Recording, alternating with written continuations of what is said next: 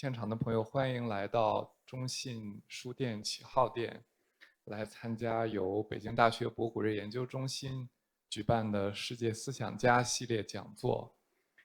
今晚呢，我们很荣幸请到了芝加哥大学神学院艾良德中国宗教哲学与比较思想的讲席教授任伯克教授，来主讲冲突对立与共存，中西思想同居一念这个讲座。我们也很荣幸请到了来自北京大学的安乐哲教授。安乐哲教授是北京大学的人文讲席教授，也是北京大学博古瑞研究中心的学术委员会联席主席，同时也是博古瑞研究院哲学与文化奖的评审委员。陈乐松教授是北京大学博雅特聘教授、博士生导师，也是北京大学哲学系宗教学系的主任。今晚的讲座主题呢是有关在17世纪的中国，天主教刚刚传入中国之后，在中国本土引发的一些思想上的冲撞和交流。那么接下来就我们欢迎任伯克教授来带来讲座，大家掌声欢迎。谢谢。好，那我听说你们的英文很好，所以我可能是主要讲英文的，但是有时候我们看的那个文本是当时的一个叫做辟邪记，我要今天跟你们讲how does this do anything? Oh, really? Okay, so this one I get it. All right, I'm going to stand up, I think. So I want to tell you about this text. It's called the 辟邪记, and you can see that it is published in the very last year of the Ming Dynasty, okay? And several figures were going to appear in this text, and I'm giving you the dramatis personae, okay, the figures who appear. So we have Matteo Ricci, Lima Do, Airulua, okay, and then this important person, Zhong Zhenzhi, who is the ostensible author of this text. And he identifies himself as a Confucian scholar, a specialist in the Zhou Yi, who is a militant defender of Confucianism, against Taoism and Buddhism. And then there are a few other figures who appear in the preface, the Xu, and in the appendix to this text. So here's the main author. He's going to talk about these people. These people are going to appear in the framing of the text.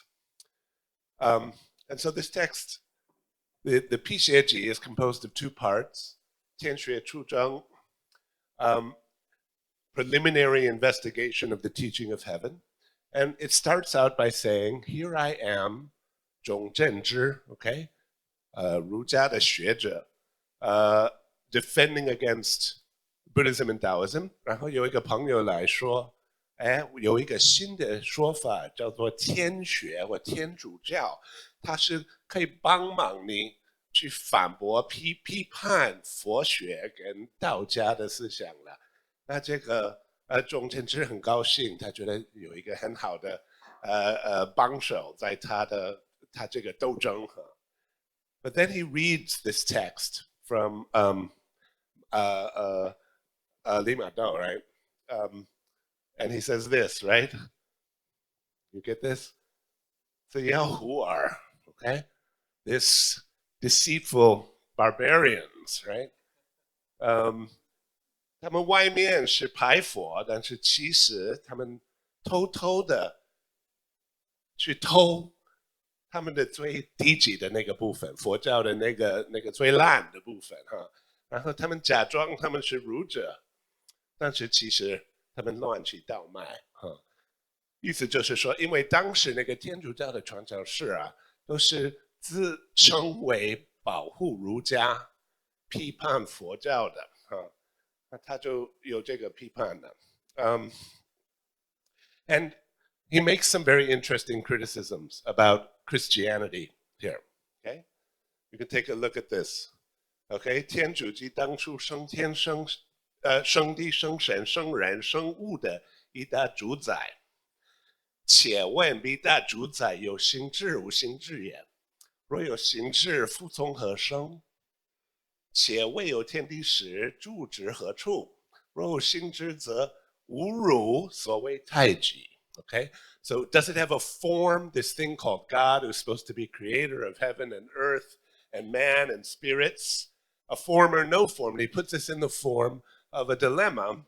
If he has no form, then it's equivalent to the taiji, what we Confucians call the taiji. If it's taiji ben wuji, the taiji is originally the taiji, of course, means the great ultimate or the great pivot, which also implies the great standard. And of course, if we know our Neo-Confucianism, taiji ben wuji, it is the limitless and the standardless. Yun he you ai wu. How could the taiji have loves and hates, preferences? Yun he yao ren bang shi ting hou shi ling. How could it want people to obey it? The formless cannot. That it is implied in having a form, only something with a form, a finite thing, a determinate thing, okay? Because finite and determinate really mean the same thing. Only such a thing could give orders or have commands or have norms or have standards in its ultimate status, not to mention loves and hates or punishments and rewards. Okay? If it has a form, though, it needs a creator. And a form just means here anything determinate. If it's one thing rather than another, if it's this God rather than another God, okay, that's enough for it to be a form. Okay. And look at this. 且太极只是本具阴阳之理，故动而为阳，静而为阴。阴阳各有善恶之志. You know this? Both yin and yang have good and evil. Okay? It's not that one is good and the other is evil. They both have good and evil. 故才成福相之人，人独归于人. Very important. Good Anlaja theme, right? Because Taiji is just yin and yang, the li of yin and yang. And that brings us yang and yin. And each of them, of course, involves some evil. So it depends on human beings to tailor and assist and mold the universe toward the good. It is not originally good in the sense of controlled according to a purpose. Hence, 孔子曰人能弘道, right? Human beings enhance the way, enlarge the way, not the other way around. And a few other very important quotes from classical Confucian texts, like the Zhongyong, 知中和天地未焉, right? 万物欲焉, etc. But he says, 若如彼说, 如果是像他们天主教那样说的，有神，有创造的神，有造作之责，造作之权，全归天主. All of the power, all of the rights of creation belong only to the Creator. 天主既能造作神人，神跟人，何不单造善神善人，而又不建造恶神恶人? Okay, 以代类于万事. So why does, if all that power to create lands only in this good God, why does he create evil as well as good? That's not a problem for the Taiji. There is no theodicy problem for the Taiji, and it gives this special role to human beings. Here's another critique. 孔子言天何言哉? This one's quite funny. Okay? Mengzi says, 天不言, 以心于世事者而已. But now they say that the Lord of Heaven came down and gave the 10 Commandments. So 以汉宋之风善天书合一. You know what these are? These very DG fake books where someone comes and says a God spoke to them. If you have a God who speaks, it's obviously 或是无名, 莫自为神. Okay, nothing could be more bullshit and lousy thing than this kind of a God speaks and tells you what to do. Politically dangerous and obviously lowbrow, okay? A little later, I'll tell you a little more of the story.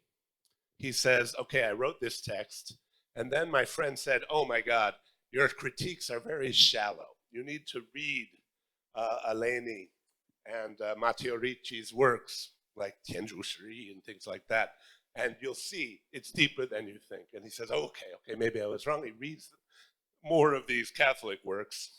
Then he says, no, it's much worse than I thought, actually. And now I'm going to give you this second and really much deeper and subtler set of critiques. And I'll give you a couple of these, okay? He says, okay?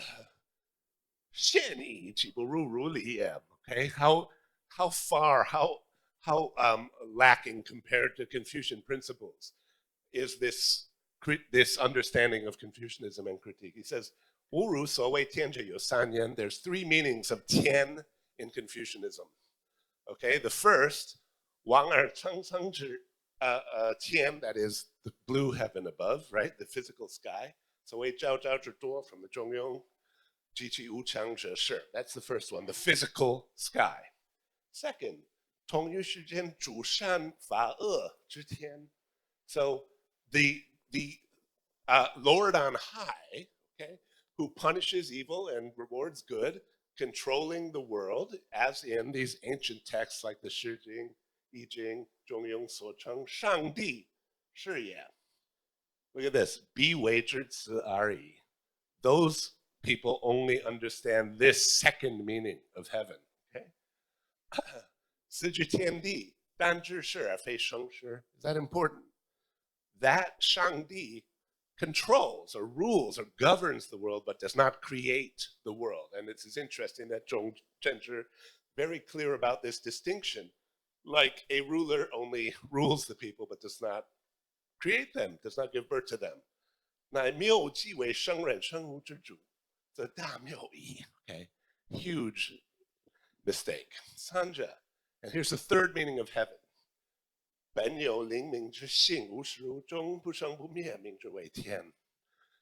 he tells us there are a lot, and this is his own kind of Neo-Confucian understanding of Confucian texts. And he says this third meaning, we have other words for it in the tradition, like Ming, Zhong, Yi, Liang Zhi, Cheng, Du, Xin, Ji, Wo. All of those are words for Tian in the third sense, meaning the original nature of human beings, or of all things, the unborn and uncreated nature of things. Okay? Then he quotes this. These Catholic texts say, there are some things within things, like yin and yang, immanent, and there are some things that are transcendent or outside things, like the maker of them. When the Lord of Heaven made things, transcendent, right? Outside of things. Zhong Zhenzhi says, when heaven makes heaven and earth and all things, it must be outside those things. This would be like a carpenter making a vessel, or a artisan making a vessel is outside of the vessel. Yes, that's true in that case. But then this kind of Lord of Heaven, you fang yu, meaning has a location, is a definite being. He's either inside or out. He transcends things. You fen jia, which means can be divided or divided from, okay, is subject to boundaries of inner and outer. Yuan fei bian yi qie ye. Bian yi qie means omnipresent, pervading all things, okay? The bi you fen duan, okay, means divided into parts, okay? Things having separated into parts, and therefore you bian qian ye, has change. Okay, you understand that kind of critique. Very interesting to see the assumptions and the differences in the assumptions that are revealed in the form of argument here, right? And maybe we'll skip this one for time. Again, this is about what it means to be formless, what it means to be transcendent, what it means to be immanent. And again, he finds this idea, basically we'll say this, if something is a definite entity of any kind, identifiable in any kind, this restricts it to a particular place and disqualifies it from this role as the third sense of heaven that is everywhere. This point was already touched on in the earlier one, but it's worth looking at again. It's very interesting, right? The Catholics say this theory of the Taiji is just a matter of Li and Qi, right? Of coherence or pattern and energy or breath. But it's never said that it has Ling Zhi Jue Ming. It's not conscious. Taiji is not a conscious being. It's not a personal God, right? That's why it doesn't have loves and hates. That's the ultimate. 只有觉知可以主宰万化. Since it has no consciousness or intelligence, how can it control and rule all transformations? And Zhong Zhenzhi responds, 孔子不言亦有太极，是生两仪乎? Didn't Confucius say, within change there is the great ultimate, which produces the two forms, namely yin and yang. 一即灵之觉知, no, 之本性也. It is not intelligence, it is not mind, it is the original nature of mind. Okay? 它本身不是灵明觉知知觉，而是灵明知觉之本性，故无私无为. That's from the Shi Zizhuan, right? It has no thought and no doing. 既然不动感而随通, also from the Shi Zizhuan, right? It is silent, unmoving, but when stimulated, 随通. That is precisely why it is able to. And this is very good. 然正不必以此主宰万化. Precisely this does not need to control or rule all transformations. 若万化定有主宰, if there were a definite ruler of all transformation, 则淡化善而不化恶, then every transformation would be good without any transformations into evil. And why is that? 淡化乐而不化苦. Okay, all transformations, all creations would be joyful and none painful. 圣人修道之道，反为无用矣. This is very significant. If that were true, there would be no use for the sage. There would be no way to participate in the process of creation.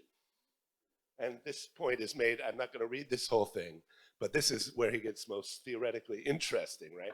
Quotes a lot of stuff from here, but as he says here, 若必立以天主之灵之圣无所不能，唯权不二，则化育觉无劳赞. Okay, you won't need to zan, to participate, to help the transformation and nourishing of all things.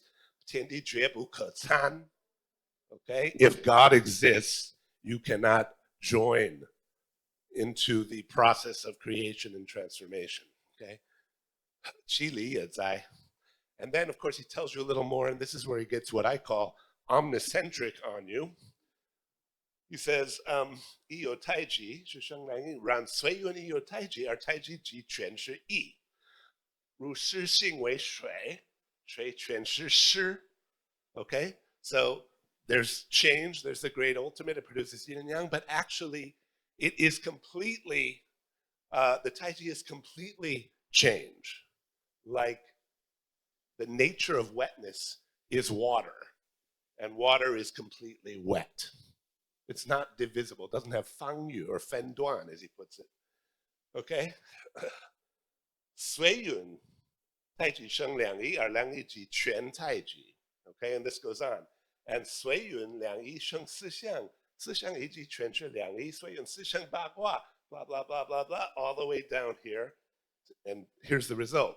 随举一爻，以五不全为八卦，全是四象，全是两仪，全是太极，全是义理者. Like one wave in the ocean, 五不全体是水. Okay? So, and this is what is lost, that each individual thing is the whole indivisible heaven, not a part of heaven. We're not a part of heaven. Each one is the entirety of it. And one who sees that is the one who is the sage or the Lingming or the heavenly Lord in each different context here. Okay? Okay. So these kinds of critiques, I just want to give you a taste. I'll skip that one. This one's a little interesting, one or two more of these. Here's a critique of the very popular notion that all things are our own minds. Okay? The Catholic theorists think this is crazy. They say, 知止之心含天地之万物，非兼天地万物之体. Oh, this has become common sense, hasn't it? When we say all things are in my mind, people will start to say, well, not the things, but just a representation of the things, just an image of the things, not really heaven and earth. And this is what these Catholics say too. 若知水明镜, like still water or a bright mirror that reflects all things, then you might say that the bright mirror or the water has heaven and earth. If you were to say that, and therefore that it could create them, how would that be okay? So this is the Catholics critiquing what was a Buddhist theory of mind only, but Zhong Zhenzhi is speaking sort of as a Wang Yangming Xinxue Confucian here, saying, responding to this, okay? And the Catholics go on and say, the Lord of heaven is the source of all things. It produces, able to produce all things. Only if people were the same as him would they be able to produce them. So the Confucians and the Buddhists, according to Zhong Zhenzhi, say our minds produce all things. 心造一切法, right? And here's his response. Okay, sure, still water and a bright mirror, when they reflect all things. The water and the mirror are here, the 10,000 things are there, okay? And again, 有分歧, there's a division between them. 有方语, there's positionality to these two things, okay? And thus we know that this is a reflection and not the thing itself. But when the mind includes all of heaven and earth and possesses the 10,000 things, can you point to the position of the mind or the divisions of the mind? This is an argument you get in a lot of texts. Leng Yanjing is an example in Buddhism. You will have similar indivisibility arguments, unlocatability arguments about mind. Can they be located or divided like the mirror and the water? Since the mind has no form or marks, characteristics, if that cannot produce all things, your Lord of heaven is also supposed to be formless. How is he able to produce all things, okay? And if the Lord of heaven is formless and yet can give form to forms, why can the mind alone not be formless and give form to all things? All right, great. Another one about Fang Yu, right? You can see they argue that if the Taiji is immanent in things, it is Yo, restricted to things. Zhong Zhenzhi responds, 太极妙理无分期无方语故物各得其全. There it is again. Everything has the entirety of it. 全体在物而不囿于. Okay? Therefore not restricted to the finite thing which it inhabits. Anyway, you start to get the idea. All right, all of that's fun, interesting.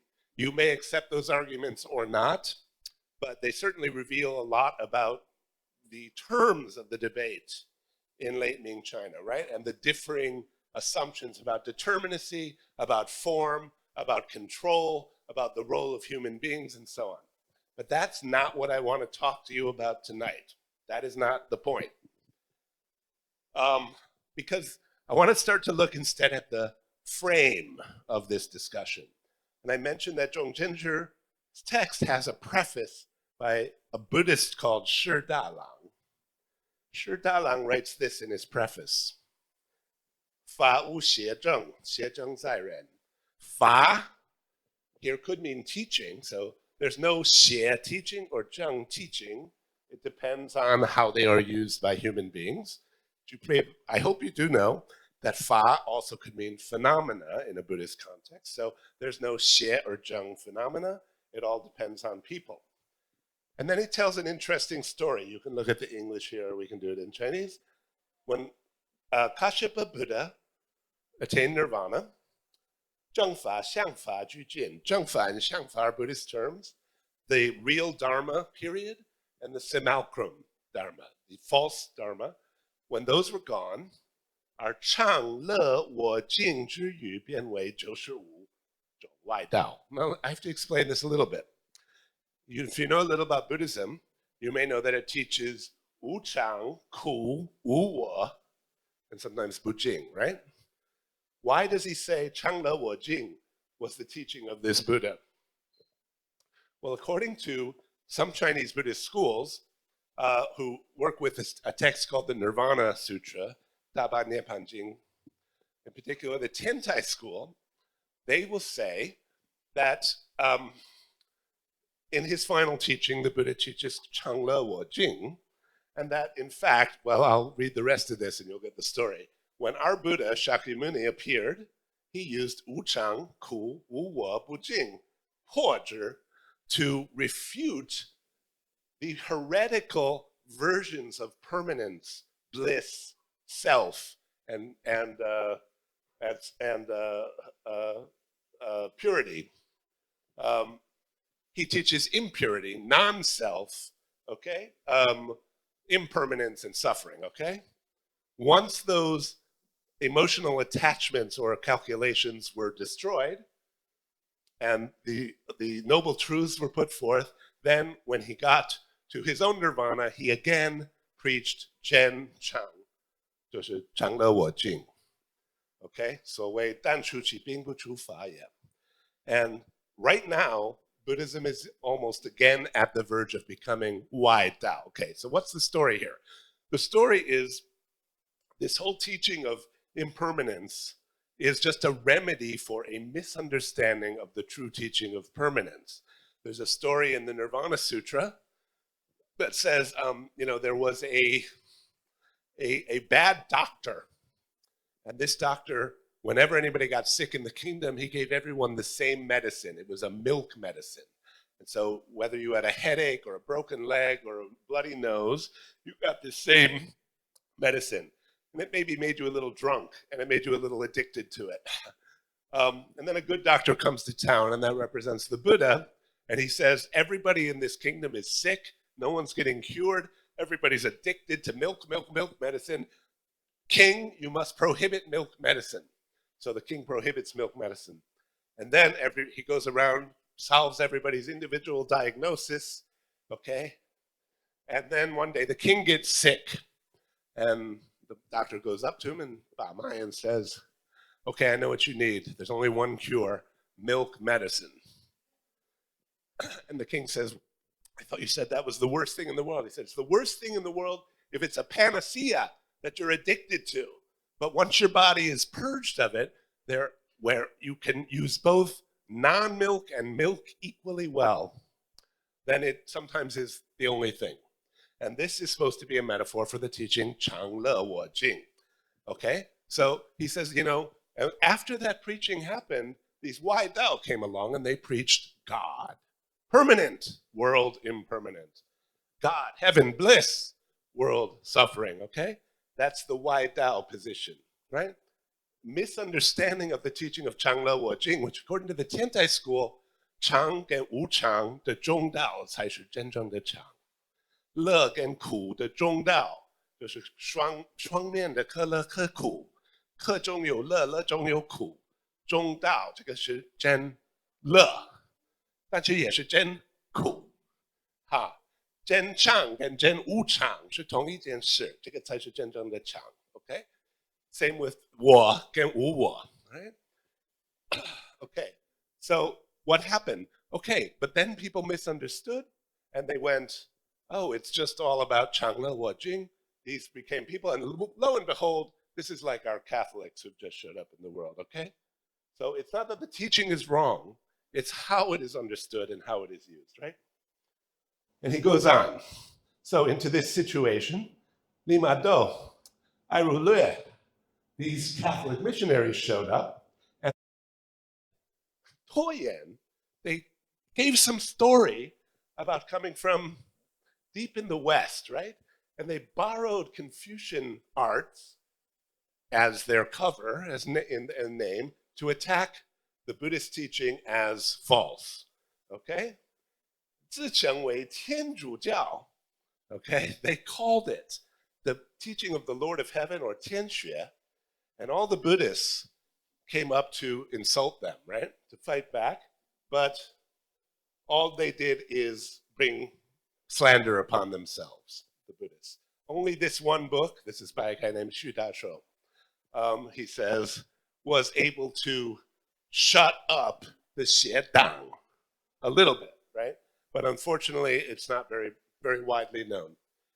But now, these two guys, these two so-called foreign missionaries, actually are getting more and more disciples, and the 邪风一直, okay, it's growing even worse. 确实是的，现在也是. Okay, then Zhong Zhenzhi came along and was afraid of this, and he wrote the text we've been looking at, and he gave them to Jiming Chanshi. Okay, we'll hear about him later, okay? Someone he knew, a Chan master. The Chan master laughed and said, it was only after Shakyamuni Buddha was slandered by the 6 external masters that Jiao Dao Da Xing, okay? And only after Seng Zhao's Ubu Qian Lun was refuted or critiqued by Kong Yin that the whole world knew that it had to be read and studied closely, okay? Now this is the interesting part. Wu Anzhi, how do I know that Matteo Ricci and Eleni, these two guys, Fei Bu Si Yi Pusa, how can I be sure they are not inconceivable bodhisattvas who are taking the opportunity or riding upon their great vow, the power of their great vow, to especially come here to stimulate and elevate the Buddha Dharma. Thus, the Buddhists need not be angry, okay? And they need not argue with them. Now you, Zhu Shi, meaning Zhong Zhenzhi, this Confucian who wrote this, 主张理学, you're a Confucian, okay? 纲为师道, so you need to govern the world lead the secular world. So it is very appropriate that you refute them, right? So in the near term, you can defend the way of Confucius and Mencius, and in the long term, sort of indirectly, you also help illuminate the Buddha Dharma, meaning the attack on the Buddha Dharma and your defense of Confucianism will help illuminate Buddhism. Now this is the conclusion of his Shi Dalang's preface. Then this other guy, the dreamt scholar, Meng Shi, added some notes, some critiques, and sent it to a printer, and he asked for a preface from me, Shi Dalang. So that was another Buddhist he's quoting, right? Jiming Chanshi, Daoan Fao Sheng is him. After I read it, and I read the letters between Zhong Zhenzhi and Jiming Chanshi, these two guys, the Buddhist and the Confucian, I have this to say. How good Ricci and Eleni, these two guys, that they can pretend to produce this incoherent theory, 不通之说, to stimulate the true vehicle, meaning the Buddhist vehicle, okay? 后继, right, to knock on and stimulate it. How good that Zhong Zhenzhi, this Confucian polemicist, can use Buddhist ideas, change Buddhist ideas into Confucian's ideas to argue with them, to refute them, to critique them. So he's saying, well, your Confucianism sounds kind of Buddhisty, but I see what you're doing here. Nicely done, okay? How good of Jiming Chanshi that he can use non-disputation to dispute and leave the disputation to the critical comments of the dreamt scholar. And here's the real kicker. The two Catholic missionaries are 不可思议. The Confucian polemicist, Zhong Zhenzhi, is 不可思议. The dreamt scholar is 不可思议. And Jiming is even more 不可思议. 不可思议邪, 不可思议正, 不可思议语,不可思议 more. All right? Inconceivable correctness, inconceivable heresy, inconceivable words, inconceivable silence. Okay? Now, inconceivable is a technical term of art in Buddhist lingo. It means not only that they have a hidden identity as bodhisattvas, a bukasi pusa. You remember, Jiming said maybe, who knows, they could be bukasi pusa. So I'm not going to judge them, because a bodhisattva is someone who transforms into all kinds of different forms, like Guanyin Pusa, right? Takes on so many different shapes and bodies and teachings. So maybe they are showing up as Catholic missionaries to help Buddhism, to help liberate beings, okay? But inconceivable also means the ultimate nature. When I said 真常 and 真无常的中道是超越二分法的思辨的方法，也是不可思议，就是佛性中道佛性是那个不可思议。So he's saying those missionaries and those people who hate those missionaries, who fight those missionaries, are both the Buddha nature, are both inconceivable bodhisattvas, right? And not only that, the truth and the lies are both inconceivable Buddha nature. The words and the silence are both inconceivable. The gong'an ju zai, okay? The, gong'an in Chanzong, right, is this riddle, that paradox that encapsulates the truth to be contemplated. 以邪相入正相, the marks, the attributes of evil, of heresy, enter into the marks of truth. And the marks of truth, or the correct, enter into the marks of deviation. The one who knows that words are precisely silence, knows that silence is precisely words, as we see, to argue or not to argue, that depends on the one who has eyes to see it. Okay?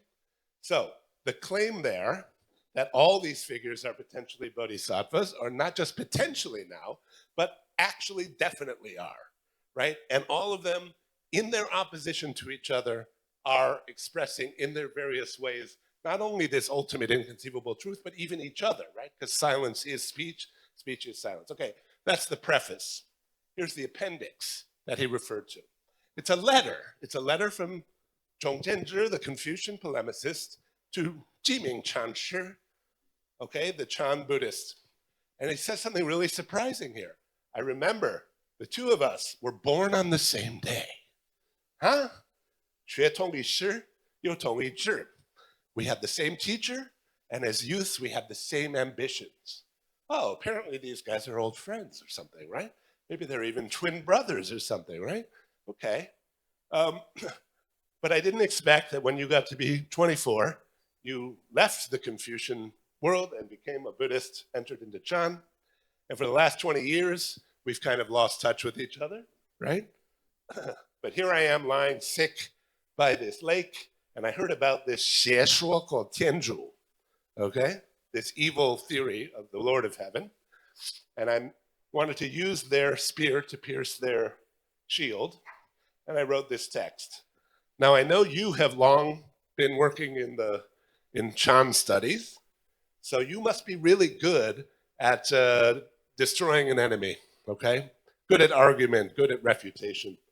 And since these guys are specifically attacking Buddhism, I feel like this is something you would not tolerate, right? So here's my, I'm just going to silently give you my rough work here, which I present to you, and please instruct me, okay? So he writes this, apparently old pals or brothers or something. Okay, Jiming responds, drifting like a cloud outside the secular realm.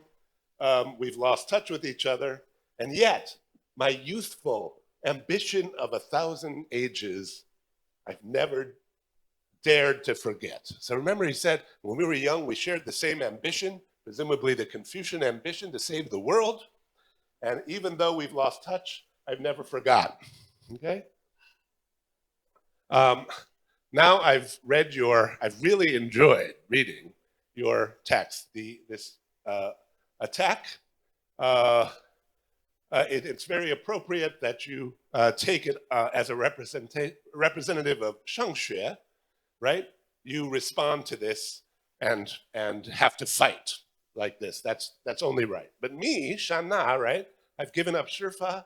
I don't need to add any further disputation, right? If you say they're attacking Buddhism, 佛教是非必所能破. It's really not something they can refute. And by the way, these days, Buddhists, there's a lot of them who are just Buddhists in name. All right? 有名无事者多.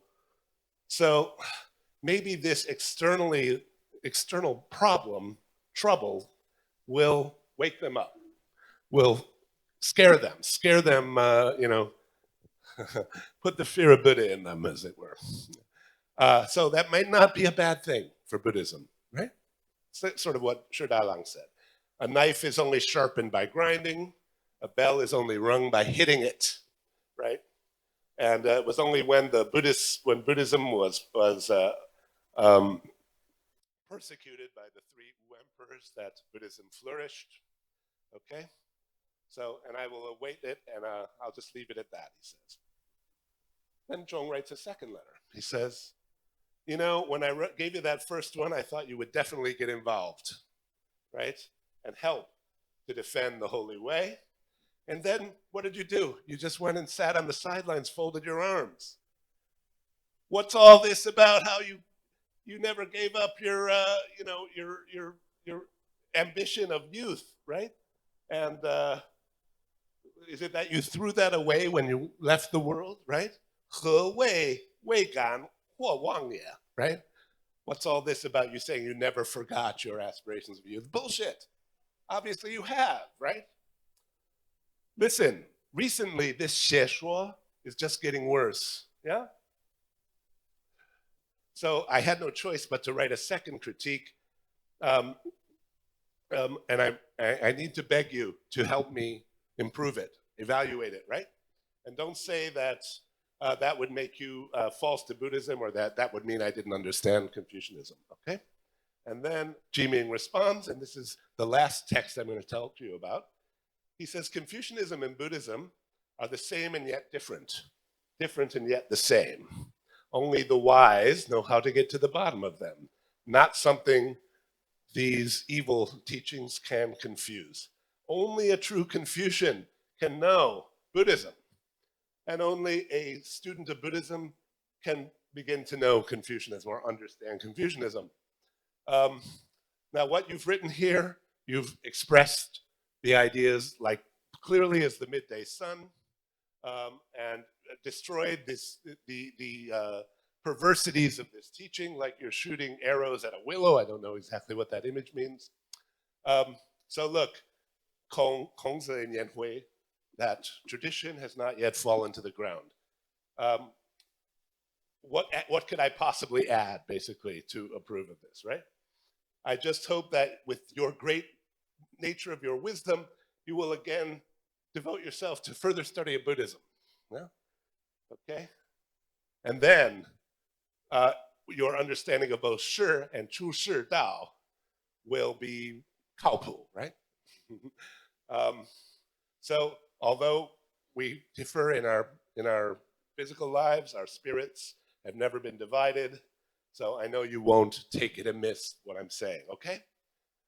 So a little tension there, would you say, between these two old friends, a little sense in which one is disappointed in the other, right? He says, I thought you were going to help. What's this about you not forgetting? And he's saying, I wish you'd learn more about Buddhism, and maybe you're not completely understanding the case here, right? So a little bit of tension.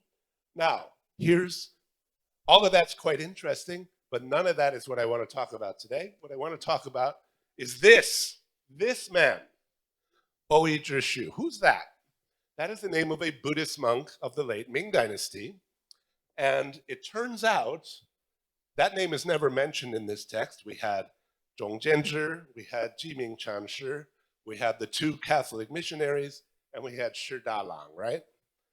Oyi Zhishu is not mentioned, but Oyi Zhishu is the author of this text. And it turns out that Zhong Jianzhi is Oyi Zhishu's original name. That's his name from before he was a Buddhist. His given name was Jiming, like Jiming Chanshi, okay, when he was a youth. So when he just said, when Zhong Chenshi says to Jiming Chanshi, we were born on the same day, we had the same teacher, we had the same aspirations, it's because they're the same guy, okay? And Shi Dalang is also the same guy. That was another name that Oei Zhishi used before 他出家之前用的一个名字, okay? Now, I want to talk about, this is of course a lot of interesting things about this text, where it fits into late Ming intellectual history, the kinds of arguments used, the way in which Confucian and Buddhist identities were used, let's say polemically or rhetorically in this confrontation with the Catholics. But I want to talk about its relation to Tiantai Buddhism. Because the interesting thing about Oei Zhishi is that he is now regarded as, I think, the 31st patriarch, can't remember if that's the right number, of the Tiantai school. Right now, if you go to Tiantai in Zhejiang, you will find the Xipu, and Oei Zhishi is on it, okay? He's also a patriarch of Pure Land Buddhism. But in his lifetime, he refused to be identified with Tiantai. And yet, all of his work, his commentaries, are all filled with Tiantai Buddhist language, very specific terminology, argumentation derived from Tiantai. Yet he has this very weird relationship to Tiantai, even though now he's regarded as a Tiantai patriarch. At the time, look at this. He says, when I was 32, I wanted to write a commentary to the Fan Wang Jing, and I did 4, this is Jiu, Jiu, that's like Chou Qian, okay? I did this sort of fortune-telling thing to ask the Buddha, saying, how should I write my commentary? Should it be Huayan Zong, Wei Zhu, Wei Zong Zhi ma? Or Tiantai? Or this is Wei Shi Xue, right? Or how about this? Zili Zong? Or should I have my own school? So what kind of commentary should I write? And every time I kept getting Tiantai. Just kept coming up Tiantai. Okay, so I didn't want to be a Tiantai guy. I didn't want to write Tiantai works. That's nothing to do with me. Okay, the Buddha told me to, you know, the fortune-telling thing told me to. So then I had to study Tiantai. But I am not willing to call myself a disciple of the Tiantai school, okay?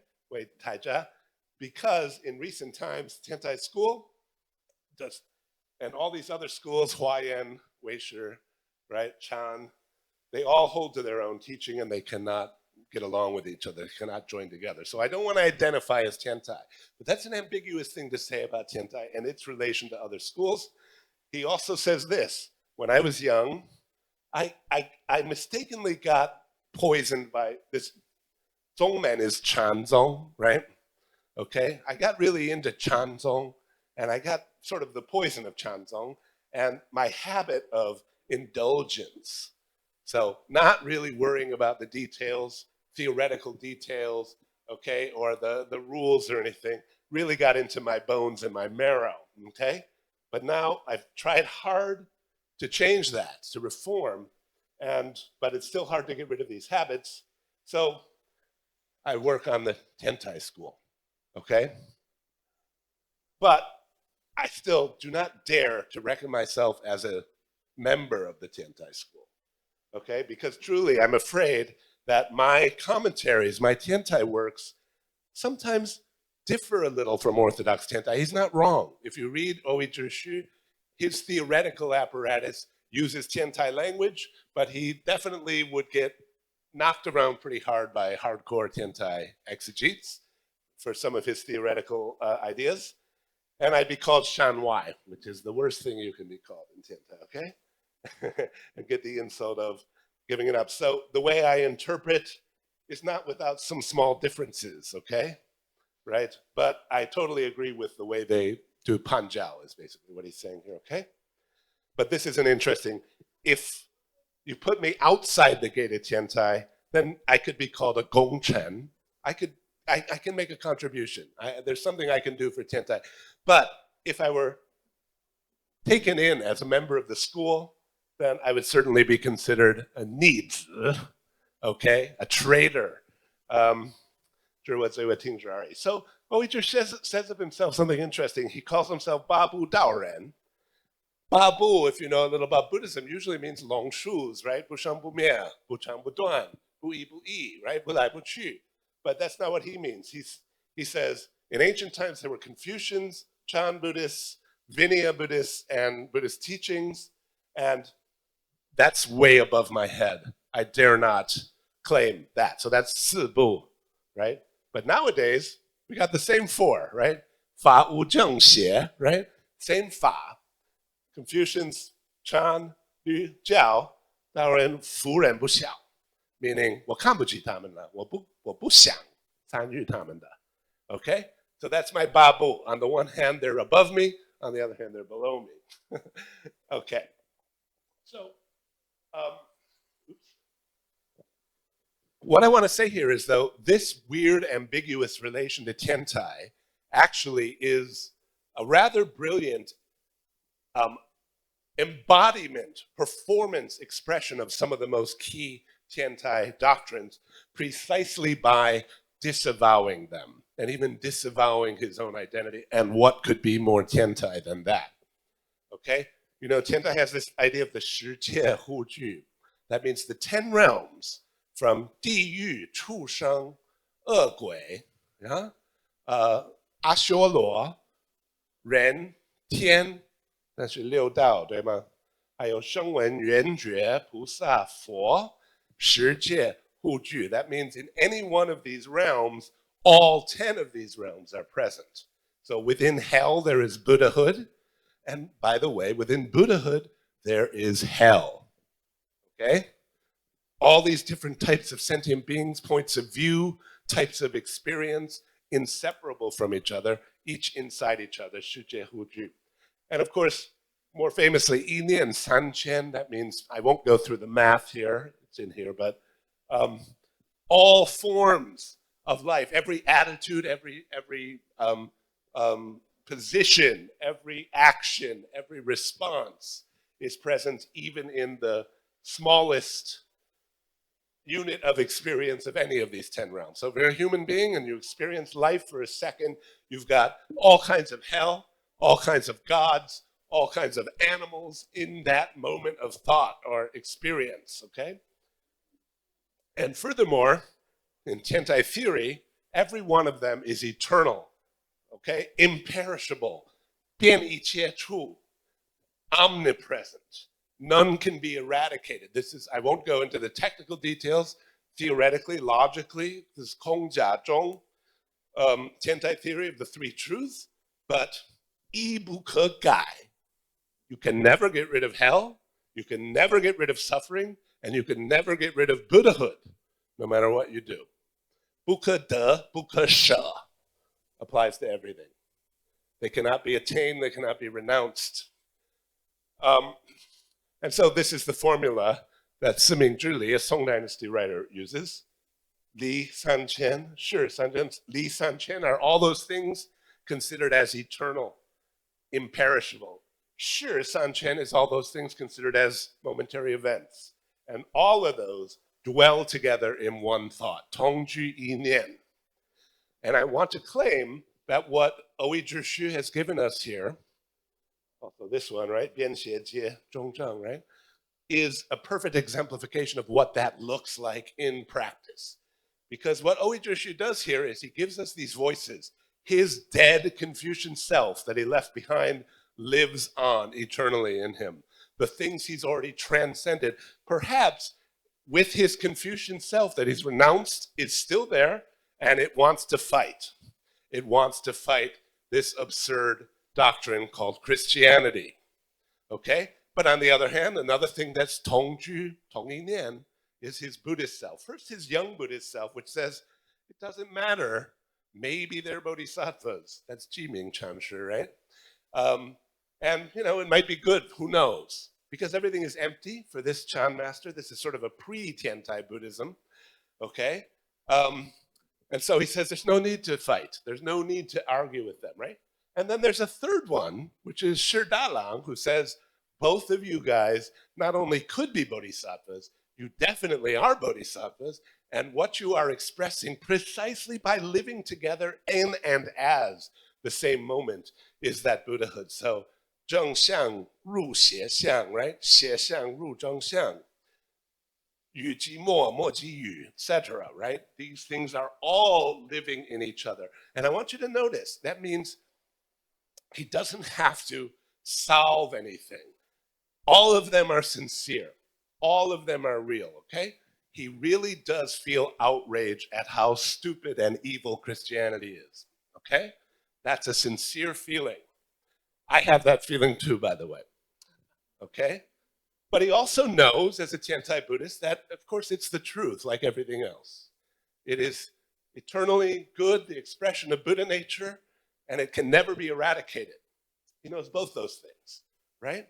There are things, because all 3,000, all loves and all hates, whatever they happen to be. Why? Why does he hate it? Because he was born on that day. He had those teachers. He had those aspirations. Pure contingency, right? You and me both, he says to himself, right? And yet we interpret this in these two different ways, transcending, but always being there, putting them together in dialogue, not solving anything. None of them go away. None of them are refuted. Nobody is convinced. All they have to do is this, Tong Qu Yi Nian. That is Tiantai practice. And here we have it displayed and not explained, okay? And I really believe this is both a brilliant literary exercise and philosophical exercise, but also an answer to people who hear about Yinian Sanchen and say, how? How can you both love and hate the same thing? How can you both accept and reject the same thing? How can you be both a Buddha and a demon at the same time? How do you explain that? Oui Zhishu did not explain it. He showed us. And that's what I wanted to present to you today. Thank you.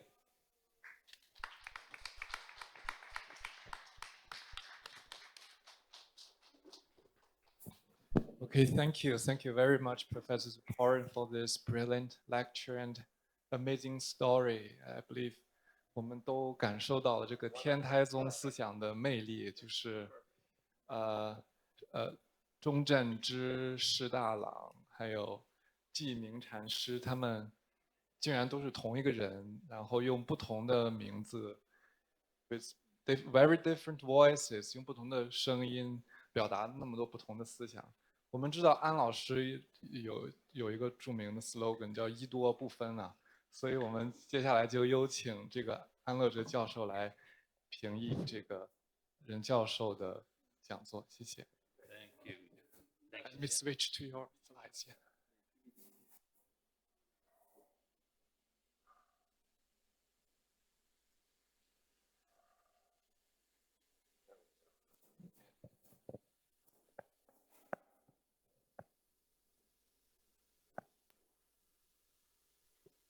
Yes.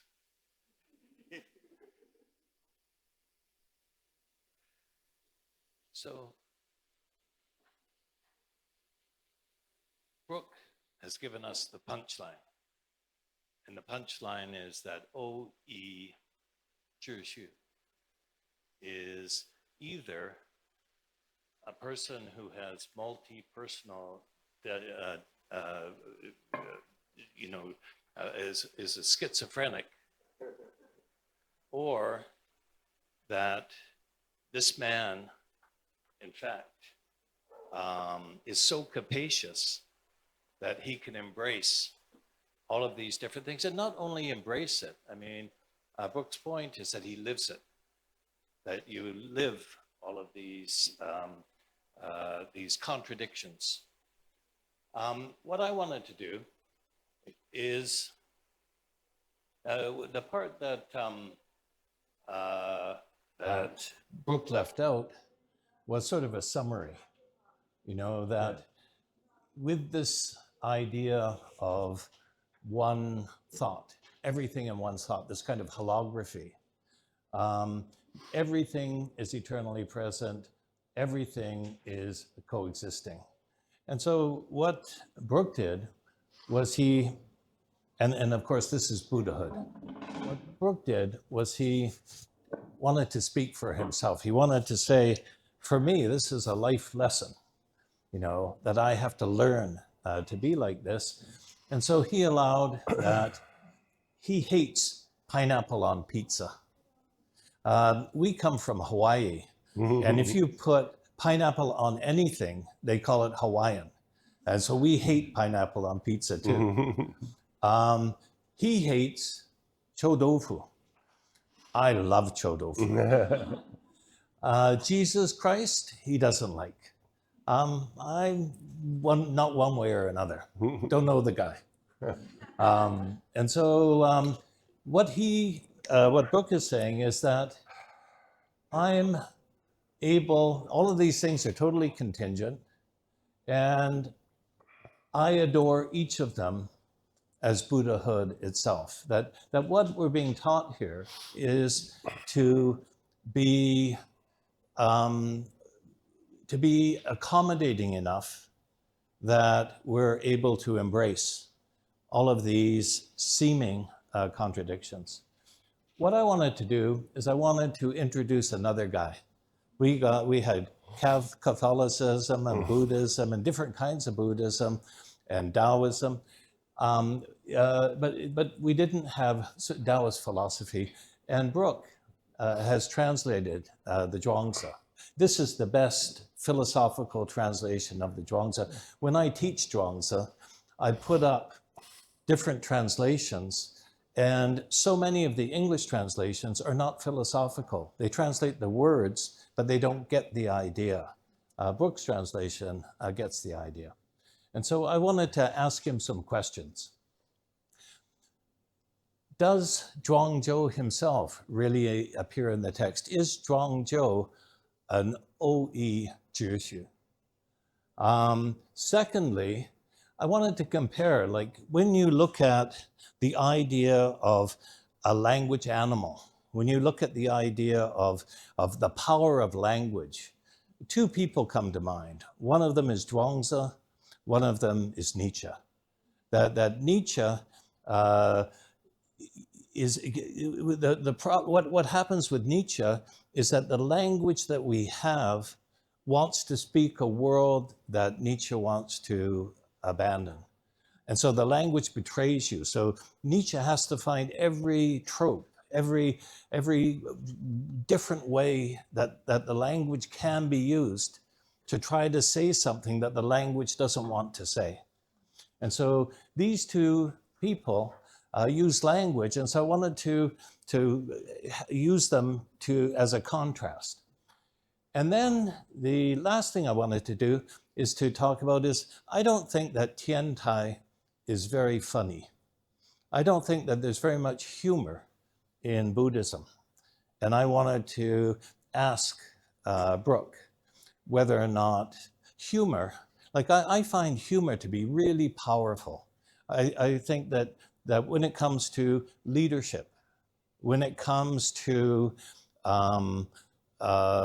when it comes to changing the world, humor is really fundamental. Humor, in many ways, is the unexpected. And thinking, philosophy, is about the unexpected. And so there's the idea to go outside the box is really an important thing. So these are my questions for Brook down the road. Who is Zhuangzi as a person? Aristotle gives us this idea that human being is a rational animal, but many of our best scholars today really want to question that kind of an interpretation, that kind of a translation of logos, because logos also means the word, it means language, it means rhetoric. And so the idea of not the rational animal, but the language animal, is that what it means to be a human being? And so when we look at the information that we have on Zhuangzi, we've got the Shiji, his biography, we've got Tianxia Pian, where you have a long discussion of Zhuangzi, and much is made first of the author's evident mastery of the written language, his agility in unleashing the power of language, the power of its expression. And then secondly, the difficulty that commentators have had in classifying the often metaphorical and allegorical stories that make up the Zhuangzi. Maybe about 10 years ago, together with a man named Nakajima Takahiro at Todai, together we edited a book on Le Yu, this little story, very short anecdote in the Zhuangzi. And it's a big fat book, because what we did was we brought in different languages. There's German and Spanish and Japanese and Chinese and English, all of these different scholars looking at this story about the happy fish. We all know the story. And it goes all the way from Aristotelian logic, Moist logic, across to mysticism. And so this one story is interpreted by all of these different people in all of these different ways. And so the idea of commentators classifying this text that we call the Zhuangzi. Is there another philosopher that uses the language in a resonant way? Again, it would be Nietzsche, but the difference between Nietzsche and Zhuangzi is that Nietzsche is agonistic. Nietzsche is all about contest. Nietzsche's De is the idea of will to power, the idea of Übermensch. And Zarathustra might be sort of the key text in the Nietzschean canon, where the subtitle to Zarathustra is a book for everyone and nobody. A book for everyone and nobody. And so when we read the Zarathustra, it begins by this great thinker, this great philosopher, this great religious figure coming down from the mountain, opening his arms to share his wisdom. Having spent 10 years on the mountain, he's ready to persuade the world of the truths that he has found. And the world ridicules him. They laugh at him. He's a crazy man. They think he's a fool.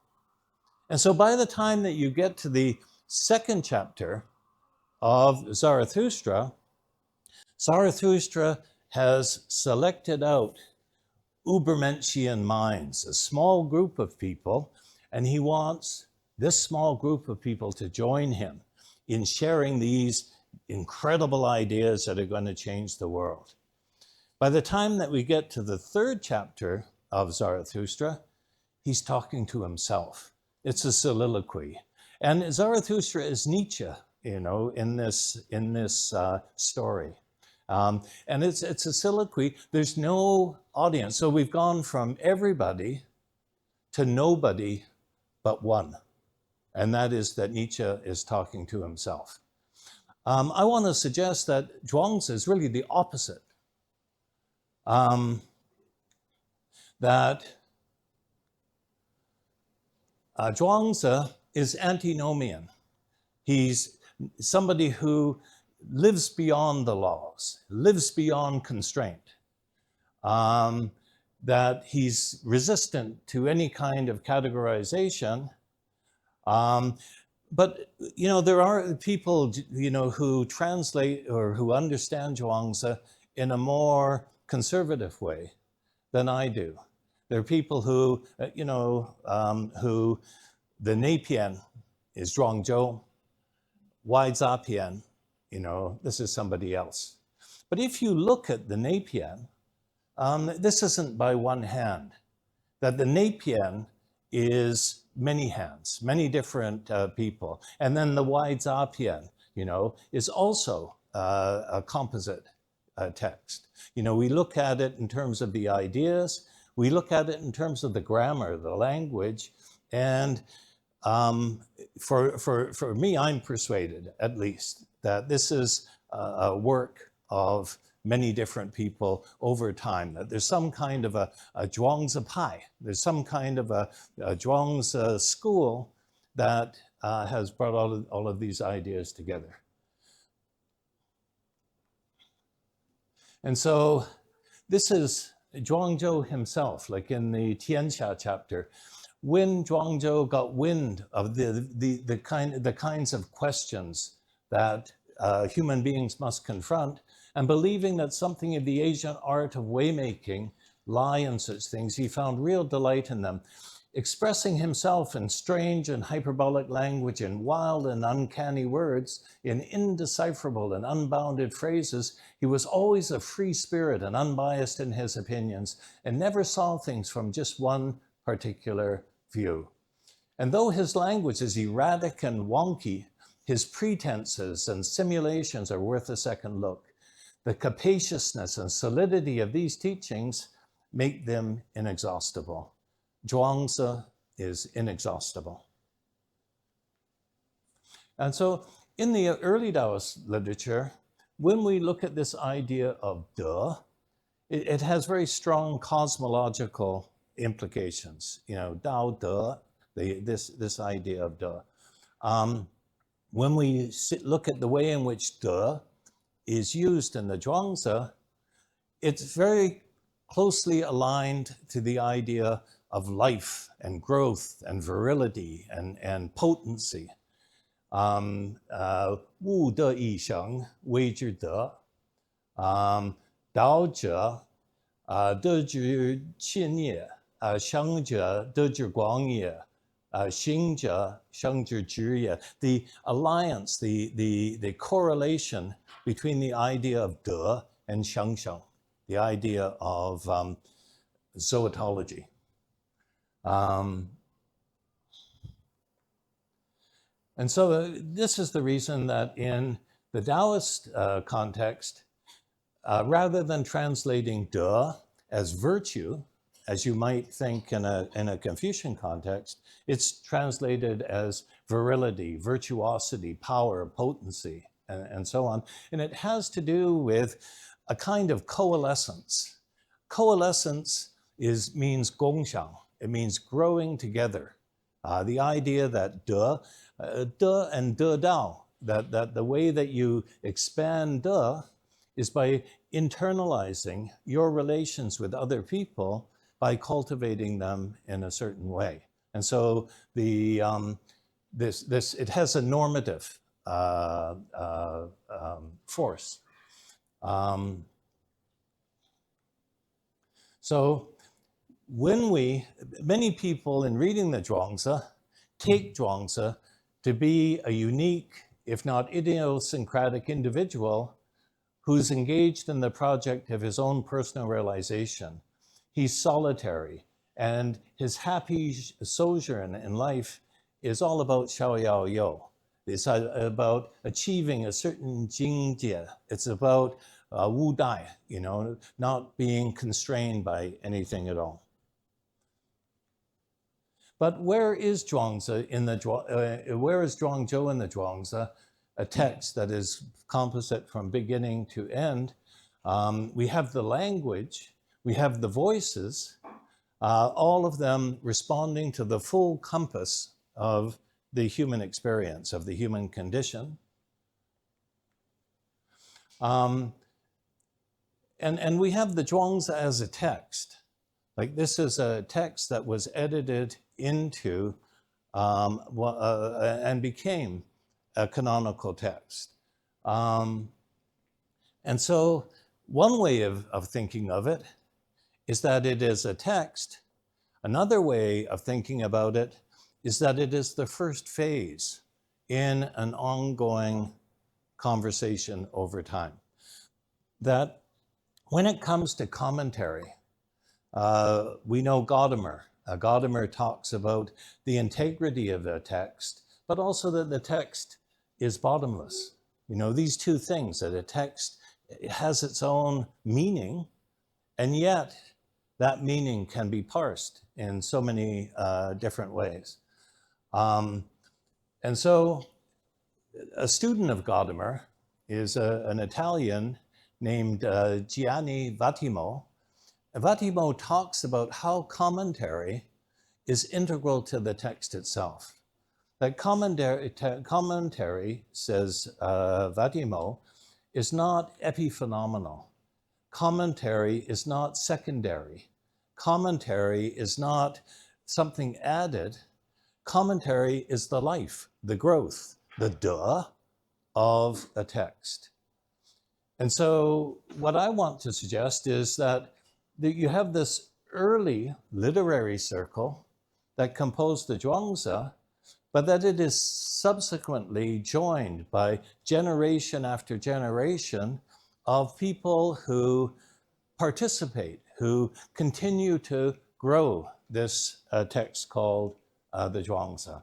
And this is a text that is boundless in terms of its reach and its influence. That we have an addiction to Zhuangzi and his exuberant language, to the point that we've made him into this idea of a pivotal fulcrum, a Dao Shu, that he is the hinge that brings all of this difference, all of these different ideas together. And we're told that once this fulcrum has found its place at the center, in its affordances, in its latitude, in its ability to accommodate difference, it is boundless. So we're stimulated by Zhuangzhou, and in the Dazong Shi chapter, Zhuangzi tells the story about these four people who 相视而笑，摸你与心，虽相与为由。We look at each other and smile, and with hearts unburdened with antipathy on account of our differences, we become fast friends. So, my question to Brook is Zhuangzhou a figure, a person, a kind of a metaphor, like O.E. Zhishu? Or is he a pivotal fulcrum? Is he something, a magnet that draws into a kind of shared colloquy, a shared conversation across the centuries, people who are intoxicated by his language? And intoxicated because of the joy that they find in Zhuangzi. You can't read Zhuangzi without, I mean, if you're under 30, you've got to like Taoism better than Confucianism. It's only after you're 30 that Confucianism becomes interesting. And so, so the idea of youth, of growth, of virility, and so on, that we associate with Zhuangzi is part of the story. But I think a really important part of the story is the ability of Zhuangzi, through irony, through different kinds of motifs, to stimulate us to a kind of humor. That Zhuangzi is not like Nietzsche, who's agonistic, who is contesting everything. He's not somebody like Nietzsche, who ultimately is only talking to himself. He's somebody who is open and wants to welcome everybody in to have a happy conversation. Thank you.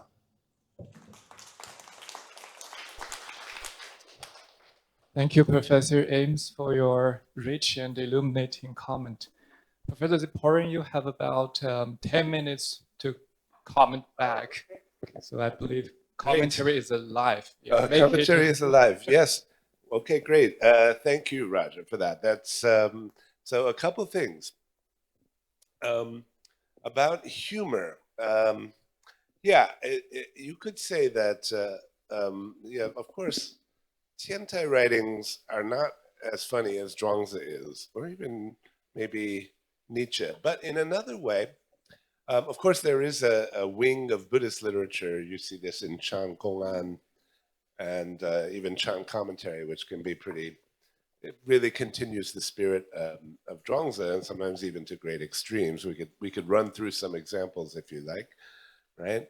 You know, what is the Buddha? Use toilet paper, basically, right? A dry shit stick, right? You know, my favorite Chan master is Yunmen, right? And he says, you know, when the Buddha was born, he said, "Tian shang tian xia wei wo du zun," right? Said, above and below, only I am honored. And Yunmen said, if I had been there, I would have bashed his head in with my staff and fed his body to a hungry dog. And then, 天下太平了. Okay, so, but I actually think our text is quite funny, the one we looked at today, in its own way. When a very subtle and sly kind of humor, right?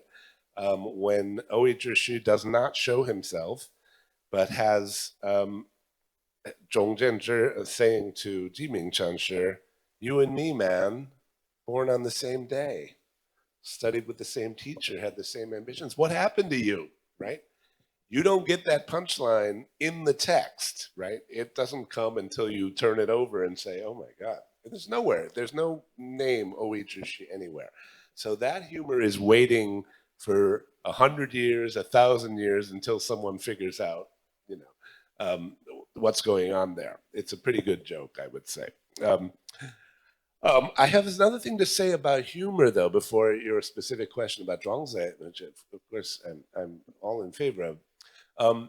So one small technical point I want to make. There is an idea, a very important idea in Tiantai Buddhism. It's the technical language calls this 开权显实. In fact, this idea is what distinguishes Tiantai from Huayan, really from any other Buddhist school or any other school. 开权显实 means to open up the provisional or the conventional truth and reveal the real or the ultimate truth. But if I were to translate it more, a little more profoundly, open it up so as to reveal that the conventional is the ultimate truth. And how we understand that, I have always used a metaphor that is actually directly relevant here. The relation of quan and shi, of conventional and ultimate, of the speakable and the unspeakable, of the conditioned and the unconditioned, is in Tiantai, based on the Miaofa Lianhua Jing, is understandable in the way that the setup and punchline of a joke are. So I'm really literally would say that in Tiantai, and I'll explain that in a second, that in Tiantai, the structure of a joke is the structure of reality. This is the ontological baseline is humor. Why do I say this? Because, you know, the setup and punchline of a joke, I'll give you an example. Okay, here's a really dumb old joke. This only works in English. I'm sorry, I don't know how to do this one in Chinese, so but please bear with me. So here's the story. Somebody says, you know, I'm taking my dog to the vet. My dog has no nose. And his friend says, oh my God, no nose. How does he smell? And the first guy says, terrible. Okay, that's a pun, right, on the word smell, which can mean 它臭不臭, right? 它有什么味道, 或者它的嗅觉, 它怎么闻得到呢, right? So that just works in English, but I'm sure you could think of one in Chinese. Now, what's happening there is the same word has two different meanings when it's put in two different contexts. So in the first serious question, it seems like a serious, terrible medical matter, actually, a very serious and unfunny thing, right? A dog has no nose, he has problems smelling. After the punchline, retrospectively, when you look back at that first part, and in fact, just how unfunny it was, its deadpan character, provides the contrast to the surprise ending, but doesn't just mean the punchline was funny. It means the entire joke was funny. It means it was funny in the form of being unfunny, okay, and could only be funny because it first was unfunny. That's 开权显示, okay, and it means both the conventional and the ultimate pervade the entire field. So that's why all beings are Buddha and all beings are also in hell, okay, in conditioned ku, right? That's why ku, le, 我, 无我, 常, 无常 are 相通, right? It has that specific structure. So I would say the structure of reality on this picture is just hilarious, okay? Lastly, about Zhuangzi, yes, of course, Zhuangzi is special in all kinds of ways, and it is interesting.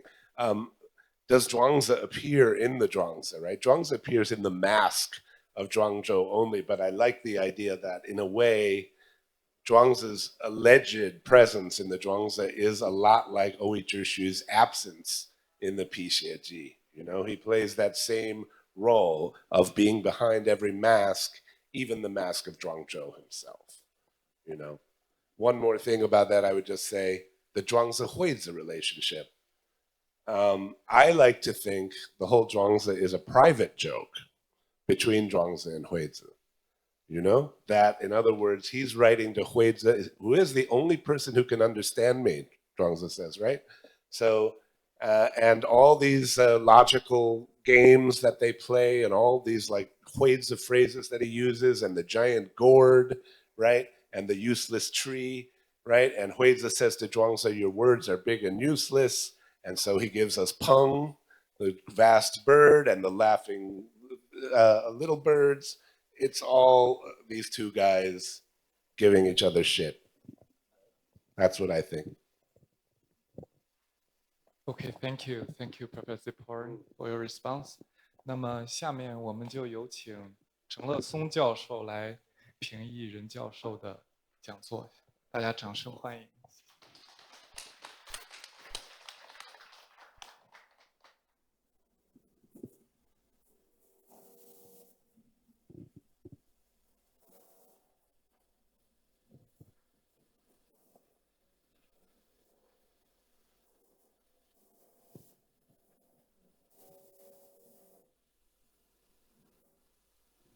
OK，我其实有一件特别高兴的事儿，就是我看那个 post 上面写着说中英文，然后我就很开心，因为你要让我用英文讲这个题目的话，的确是你得让我背词儿才行，但你用中文讲的话就完全没问题啊。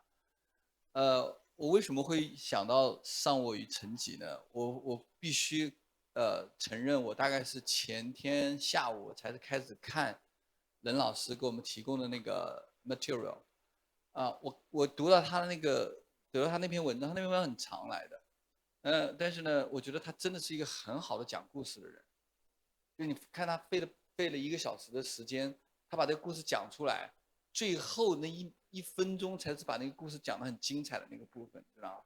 就是他是一个特别善于讲故事的人。那我就在想呢，在特别善于讲故事，然后呢，在佛教和佛教的对面又跟任老师相关的，我觉得我只能讲到庄子了。所以我跟那个安老师真的没有私下里沟通过，说我们都来讲庄子，并没有，只是我们觉得这个要讲庄子是最容易讲清楚的。你讲那个偶一秩序这个禅师，他用这么复杂的方式构建了这么一种对话，然后呢，他就要讨论说，其实我们在那个一念三千中间，然后呢，我要去讨论我既在其中又不在其中我既同意我也不同意我既是我又不是我，这样的一种思考方式呢，就让我想起了这样2个主题上我与成己就是上我呢是在庄子里的，成己呢就是在儒家的体系里的，这2个东西看起来是没有什么关系的，但是我想，既然大家都是要把看起来很难搞在一起的东西搞在一起，对吧？那我就把这2个很难搞在一起的东西也搞在一起试试看。我想呢，在那个任老师的那个表述里面呢，实际上我们无论如何啊，理事无碍也好，理事圆融也好，作为一种独特的叙述方式，是在哪个哲学层级上的？就是说，如果我们说，哎，有一个 self， 或者是有一个我，好，那么我们就把这个问题问得再清楚一点，那我到底包含了什么？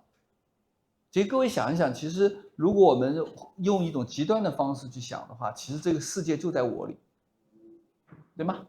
如果不是有这个我在的话，不是我把这个世界包纳进我的这个认知里的话，实际上这个世界是不在的，对吗？那好，那你换一种视角的看的时候，你把我整个抛开的时候，那这个世界也在的哦。就是比如说，我举个例子哈，就是说，你如果是一个很聪明的人，我是觉得我把整个世界都是因我的思想把它纳入到我的体系中间，所以我是没有边界的，世界就是我。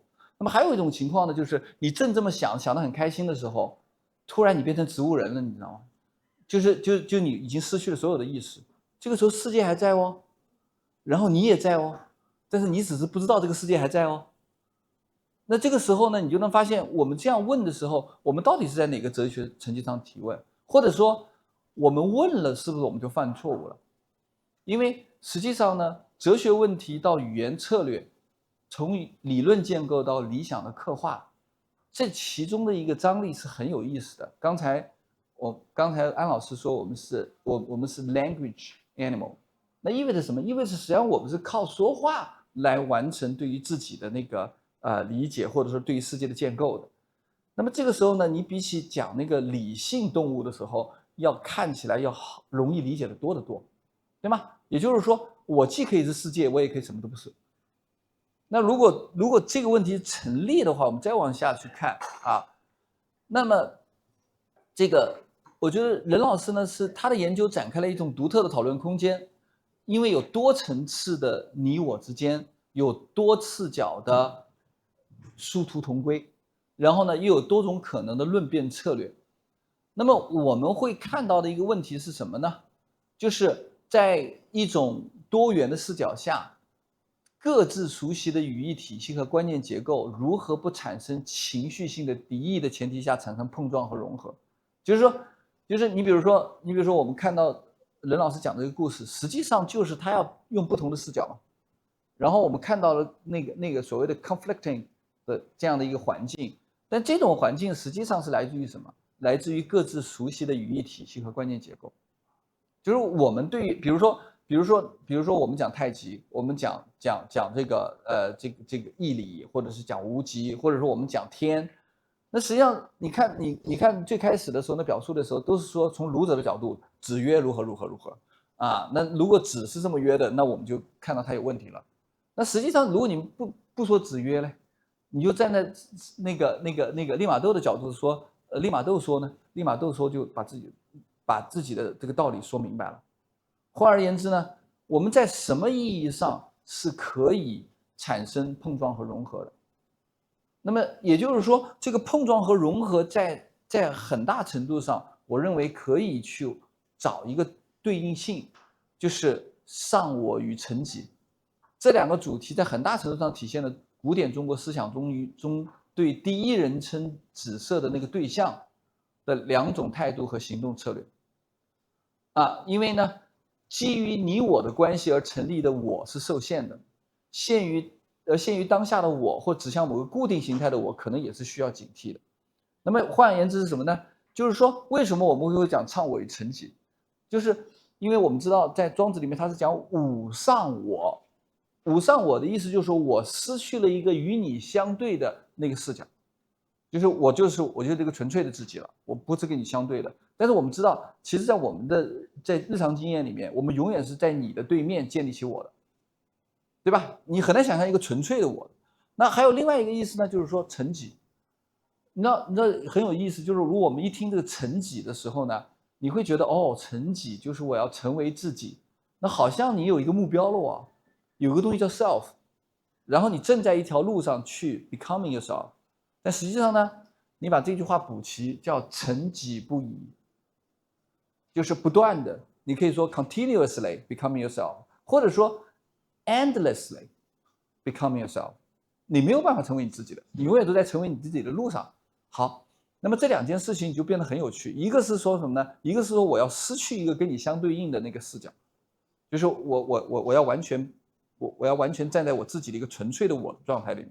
这个纯粹的我的状态实际上是一种空的状态，没有的，什么东西都没有的，对吗？因为如果不是你在我对面的话，我是根本不知道我还是我的。我不知道我说明白的意思哈。你看婴儿的时候，他刚刚开始的时候，他不觉得世界跟他有区分的啊。这个时候呢，我和你之间的那个关系实际上是没有建立起来的。那这个时候他的自我意识是空的。那么还有一种情况就是说，我永远不可能达成一个准确和完整的自我意识，那就是层级不一。所以这两个东西呢，在中国人的关于我的理解中间是平衡的，也是综合的。那么换而言之，这两个看起来完全冲突的东西，在中国的古典思想的表述里面，它是完全相同的，或者说它完全相容，是吧？那么呢，所以我的逻辑是说，作为一个主体的我呢，在概念上是何时，对不起，不是何时啊，就是 when 啊，何时获得它的地位的啊？如果我们回溯一下福柯的说法，大概在19世纪初，所谓表象和秩序的知识型出现危机，指向语义的模糊性和主体性的登场。作为抽象个体的主体与来自既有思想传统精神中的主体性，在何种程度上可以作为一种对照？那么敌人是何种意义上的？就是说，我们说那个跟我不一样的人是在何种意义上的？如果你只要把它包藏到你自己里面的话，实际上它就是你的一部分。如果你不把它包藏在里面呢，它就是你的对面。对面这个东西，实际上是你采取不同立场的时候才发现的。如果你采取了换一个立场的时候，你就发现对面其实是在其中的。如果没有这个对面的关系，实际上你也是不完整的。我不知道我能不能说清楚这个意思哈。所以呢，我只是希望说啊，你我之间的这个关系呢，在何种意义上是任老师那里所谓的隐喻性的，也就是说基于文化和思想表达的对视，语义系统的差异及翻译带来的语义冲突啊，当然是一个十分重要的因素。但是谬论与庄子意义上的谬幽之言的区别在哪里？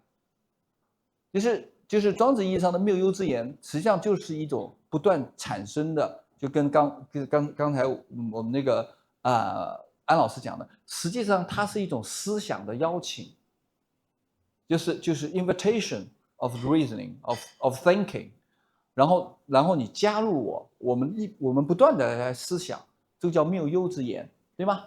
那么谬幽之言就相当于什么呢？相当于它像一个什么东西？我不知道各位有没有这样的印象，就是你特别不想睡着，但是你又很困的时候，那个就谬幽之言就有用了，就是他老扎你的针儿，老弄个针不停的扎你，让你一下清醒一下，一下清醒一下。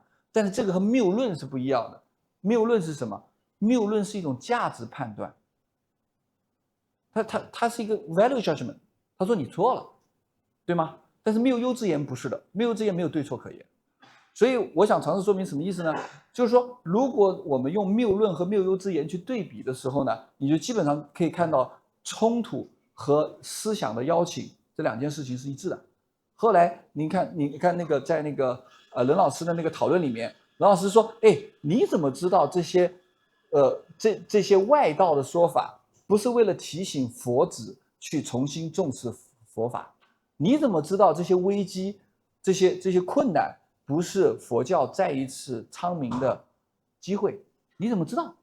就是这个时候呢，其实你就看到说，我们在多大程度上可以理解庄子的谬幽之言，没有对错啊，哪有对错？对错其实的意思就是说，只要你觉得是对的，我就扎一个错的针给你；只要你觉得是错的，我就扎一个对的针给你。这样的话，你永远处在对错之间。这个时候呢，我们把它称之为什么？我把它称之为一种持续的活跃的反思状态，所以这个时候可能才是最应该追求的那种真实状态、真实态，就是那个最真实的那个状态。所以我想从这个意义上来说呢，谬误作为一个独特的带有信仰指向的语词呢，就是它会产生一个敌人的意象，对吧？真理的排他性和中国视角中的殊途同归呢，在某种程度上来说，就是说，我说敌人的意向根源在哪里？在于真理的排他性和中国思想中的殊途同归。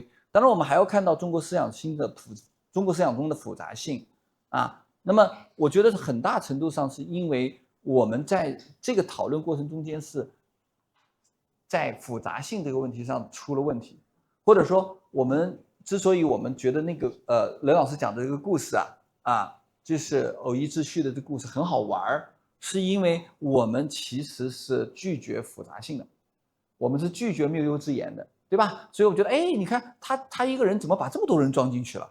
其实都是他。换而言之呢，就是说他自己用自己的不同的分身创造了一个思想剧场，然后在其中不断的互相讨论啊，这个互相讨论本身就给他带来了一个非常复杂性，但这个复杂性是内在于其中的。有趣的是什么呢？我们绝大多数人在冲突性的观点中间，要么追求一个简单的价值评判，要么我们没有办法在其中找到有效的秩序。但是这位禅师用这个故事告诉我们，实际上没有办法找到有效的秩序就是真实状态，对吧？所以这个其实很好玩的，对吧？所以呢，我往前走一小步哈，就是什么叫本己的立场和理解的边界，就是说很大程度上呢，我们在一个熟悉的东西里面制造出了某种陌生性，因为陌生性呢就带着某种意义上的谬误感，而且呢或者是与直接经验的莫异性，以及在感知意义上的排斥和否定性。所以我觉得很有意思的是什么？对来自他者世界的描述与观念定义的感受，如果是颇有所见，那么就在感知上会是好奇对话的态度压过防备和辩论的动机。也就是说，你这个颇有所见、颇有所得那么这个是一种对于他者的一种认知方式。而有趣的是，任老师讲的这个东西，他者是内在于自己的。所以为什么我说上来就是说，这个世界如果以一种极端的方式看，世界是在我之中的，所以他者是被我容纳进去的。所以你无论是外在的还是内在的，实际上都存在着这样的一种颇有所见，对吧？那么这个时候呢，我就用他的这个用庄子和老子里的话不将不迎，应勿因宁。那么也就是说呢，如果说我们把自己确立起来了就是我有一个自己了，那对任何一个人来说，对任何一个人而言呢，都是一种另一个形式的自现。所以我们需要在上我与成己之间找到一种平衡。换而言之，我想说什么呢？上我就是一种成己，成己不已其实就是无上我，这两个东西是一回事儿，或者说它是同一个状态的不同两种不同的语言策略的表达，对吧？所以呢，我们要追求的那个状态，或者说任老师想告诉我们的那个描述，在我理解里就是什么？超然于你我之间、超然物外的精神追求，是一种精神意义上的朝向和想象。就是我相当于什么？我相当于我朝向它，然后我处在一个持续的 imagination， 就是想象中间。所以我还有另外一个那个基本的想法，就是批评作为一种接纳的方式。因为批评嘛本身就是认为它是一种现在的对陌生的承认，同时呢又奠基于一种不自觉的防卫态度。所以接纳的外部语境是极为复杂的，因为接纳并非一个概念事件，而是基于行动的经验转向和秩序重塑。所以我们需要更多层次的对于接纳的理解。对于默译者在场的承认，可以被视为最低程度的接纳。那么基于某种危机性叙事的批评，可能是一种更高程度的接纳。对，我大概就有这样的一个基本的想法。因为实际上那个任老师是希望我们呈现出一种最后因为他那个故事收尾很精彩，但他就总觉得你看这个就是在我之中的。但是我的意思就是说，在我之中的这个部分还是要再去看因为我们实际上很难去在日常生活中始终保持一种在我之中的这样的一种状态，是吧？所以呢，我认为呢，就此而言呢，我们今天的讨论仍然是在批评和接纳之间找平衡的游戏，其目的可能不是其一和化一的观点，而是始终警惕因我的确立而带来的自现。我就是说一个 self limitation 大概是这样的一个想法我大概是沿着任老师的路多说一两句谢谢各位。非常感谢程教授的评议。我看最后一页是不将不迎，应物应宁。应宁应该也是任老师的另外一个名字，是不是？对，那您大概有15分钟的时间回应。是吗？我们还有问答的时间吗？对，最后半个小时会留给好的好的。那我真的很高兴提到英明，对，没错，其实这个也是最好描写刚刚那个问题，还有就是批判跟接纳的互拒互射，互转，非常恰当。我们刚刚讲那个常乐我净啊，跟无常无我，苦，对吗？对，不净哈，真我跟真无我的，就是成己跟三我，的相即吧，可以这么说吧，相即跟相反，相即的。我觉得这个讲得非常好了。我可能接着就是要补充，也不是补充了。刚刚提到那个这个是中国传统思想里面的非常发达的一种思路，而且是比较独特的一个路。就那两边的，一边是成己，一边是利己，而同时是利人嘛，这个不就是人吗？急于利而利人，对不对？急于达而达人，对吗？那如果是人，你要利一个我，你要利人呢？那我跟人呢，正好是这个相对的，也一定是不只是接纳，还是批判的，还是敌对的。那人者就是要两边都相通的才行，对吗？但是呢，刚刚常老师也提出来，就是中国古代的不只是接纳那一面，就算三教里头也彼此有他们的批判性的哈。无论是在佛教的叛教了哈，提到了，还有儒家对佛老的一些有时候的排斥了或者贬低了，但是呢。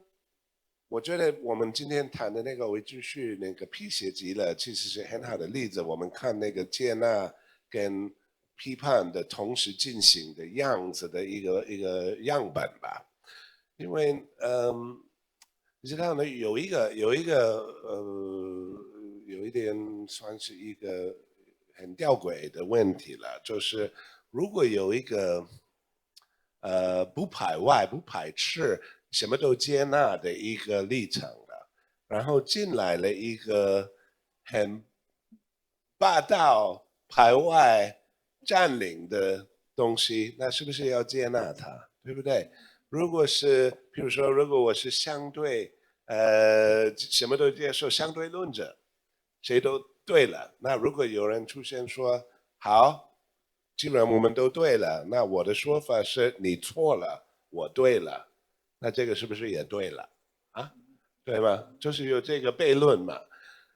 那所以一直有这个问题。那像那个，就算陈老师也提到这个不是真假的问题，其实真假都是那种排外的一个模式，对不对？就是一种二分法，一个东西，一个是一个事实，一个真实，另外只有虚妄的或者假的、虚假的。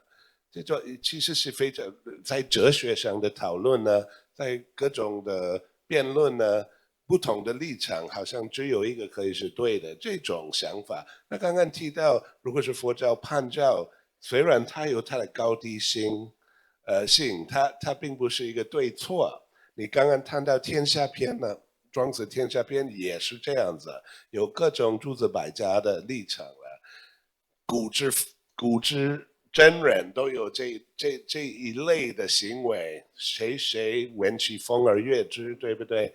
都有部分的真理在，那它就是在不同角度的不同的面向而得其道。你看，就算儒家里头，荀子解蔽篇呢，也是这种说法：庄周知天而育人，对吗？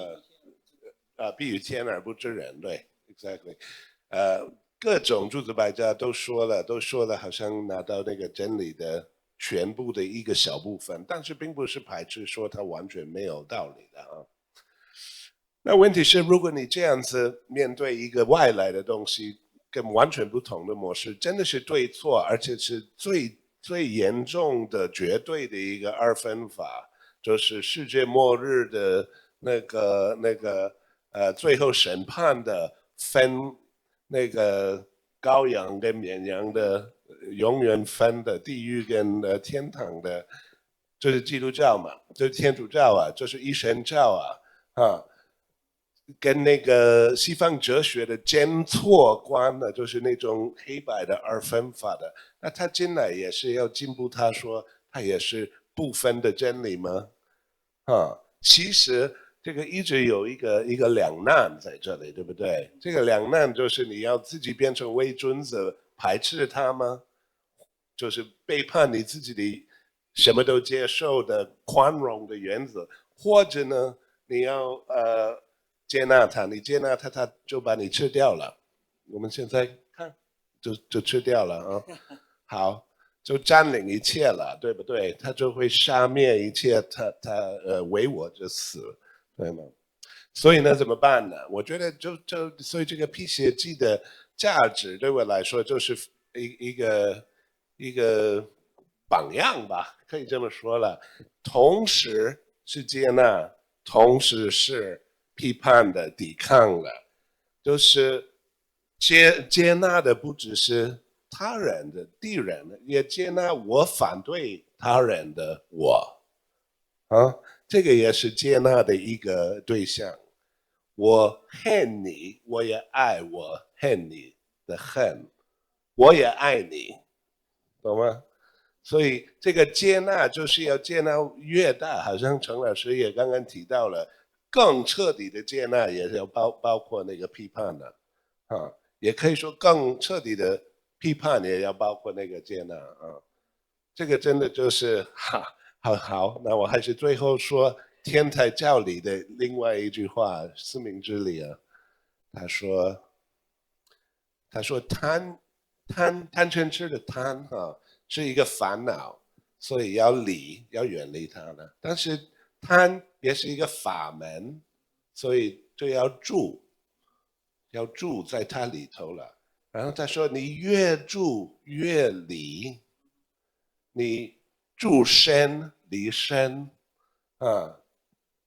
住己离己你越住它，你就越离它；你越接纳它，你越摆脱它了。这个就是所谓的常乐我净跟无常苦无我不净。好，就说到这里。谢谢任老师，非常感谢。那么最后的时间，我们就留给现场的观众朋友们，相信大家有很多问题。好，那我来这个。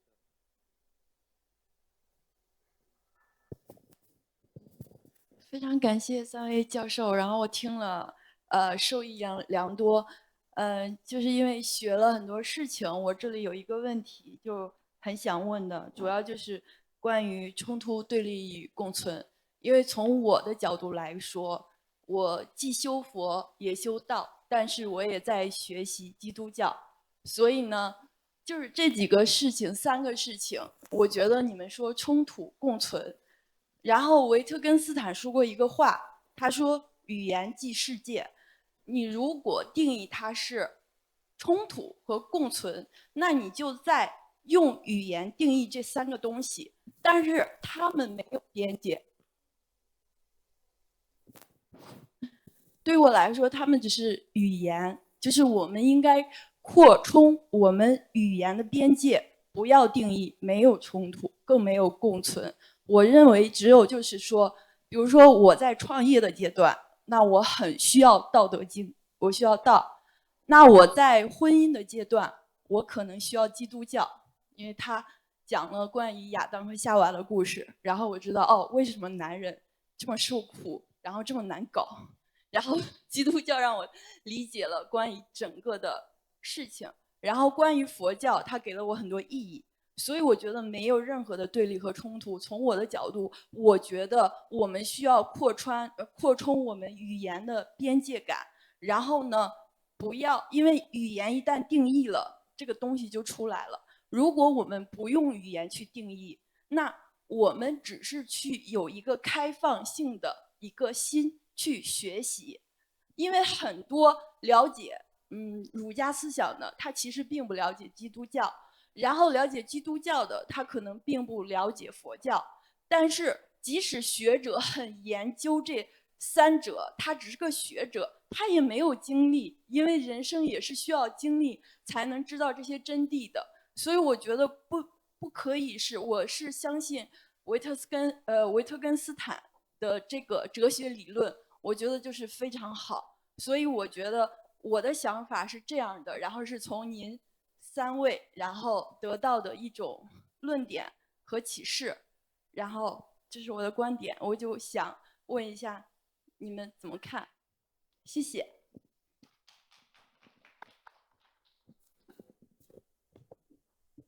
好，我觉得，断章取义是不可避免的。我们无论如何有任何一个看法，都多多少少的在断章取义了。所以我并不反对你这个解读了。但是呢，有时候，某些东西呢，你看它的某一面，你把它引入门，然后你看到的，你欢迎它的那一部分带来其他的部分了。其他的部分你刚开始的时候可能没有注意到，但是它早晚会长大，会开始发挥一些作用。所以我担心的是，当然有圣经啊，Adam and Eve 有一些很有意思的故事，你可以自己用它思考一些事情，或者有什么自己的启发了，我觉得是这样很好了，无论如何。但是问题是，那是一个整个系统里头的一个部分了，它不只是那个一个小可爱的故事而已，它背后还有一大套神学理论、世界观、态度。你可能本人已经有那个防御心了，或者已经有一个你想要的那个部分，你的诠释、你的解读的方法就不会有那些后遗症了。但是呢，如果后一代的如果你有那一本东西，一个圣经在家里，如果有孩子，他会看这个东西，他长大可能好奇，为什么前面后面的还有这个其他的东西呢？可能去学它，去陷入它，他从小都吸收它，这个对他整个对人生、对世界、对宇宙、对天人地。影响可能会大，所以我就是说，这个可能也要小心一点吧。谢谢任老师。那我们就下一个问题了。好。So I have a question for Brooke. Since your presentation was really about the structure of the text as a whole, not just about the anti-Christian arguments and those details, I've been really thinking about the kind of methodology of the text and even the text as a kind of genre, not just as we have this specific text, but almost what it would look like to have more text like this, or almost treat this as a bit like what Hegel does in the phenomenology as a dialectic, but of course the kind of Tiantai structure of treating any certain subject, right? This was in terms of a particular event or a particular change of Catholicism entering and dealing with that. But I wonder how you could apply this more generally. I mean, of course you have a Tiantai system, but yeah, I'm thinking of this as a kind of genre, but I guess I'm wondering your thought about that, but also, just as as he is not Tiantai, there's a idea. The short of the question would be, can we even consider this a Buddhist text, or is it just a Buddhist text? Because, I mean, of course, we have the Confucian voices. I'm thinking from intercultural dialogue, kind of interfaith kind of perspective. I imagine people say, oh, well, yeah, sure, this makes sense, this kind of synthesis you have in this text, but from a Buddhist perspective. But now I'm wondering even, is there a way in which, is this just Buddhist? I mean, just as the, Catholics maybe are secret, bodhisattvas, is there a way in which, you could think that this author goes beyond what would be thought of as a specificity of just Buddhism? So is Buddhism something more universal than Buddhism? How do we think of this text even? I think it would be too easy to just say that it's a Buddhist text. And I mean, from the interface perspective, someone could say, oh yeah, sure, it's synthesized from a Buddhist perspective, but is it just synthesized from a Buddhist perspective?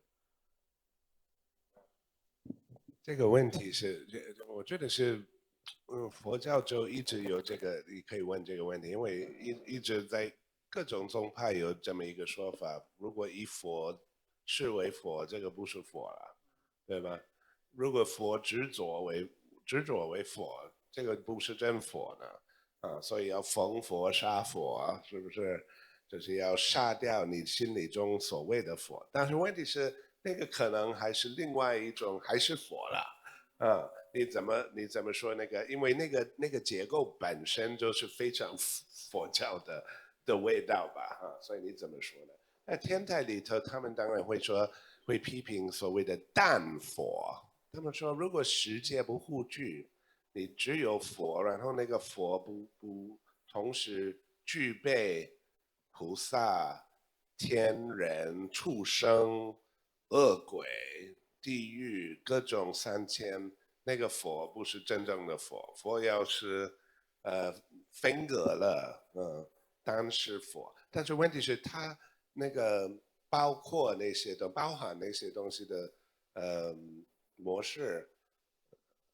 I should answer you in English, shouldn't I? Yeah, it's okay.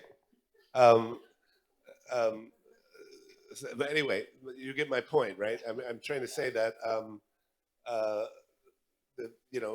Buddhism has this special thing, right, where the denial, because everything in Buddhism is about attachment, right, and any determinate form, Buddha or Buddhism, are always under erasure, sort of from the beginning, right? But that very thing, you could argue. I'm just repeating what I said in Chinese, but that it is very distinctively Buddhist. So you could say, oh God, if I read this text. Even if I took out the word Buddha, I still would probably say, this sounds pretty Buddhist. When I read Wang Yangming, sometimes I feel that, right? Like, oh, this move is such a Buddhist move. Like Wang Yangming will show, 佛老是执着于无善无恶，所以他们没有善恶。不执着于善恶就可以有善恶了，就可以有分别呢。你就分别跟无分别，你就是执着与无分别。It's a Buddhist move against Buddhism, right? So, that's the self-transcending nature of Buddhism. That's sort of the cool point about it. And one thing I like about this text is Oui Zhishu is professedly a self-transcending Tiantai Buddhist. And that's very rare because it's true. He's not wrong. I have qualms about his deployment of Tiantai theory.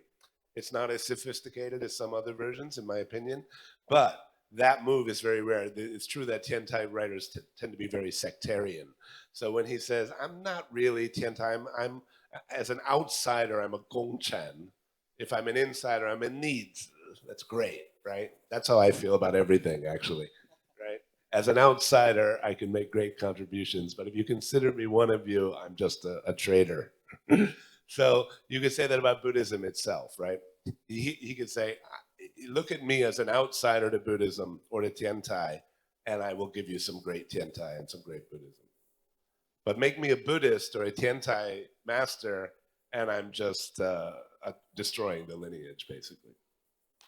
So I'm just saying, nice thing that he kind of folds that in there. I don't know what more you can do to address that problem.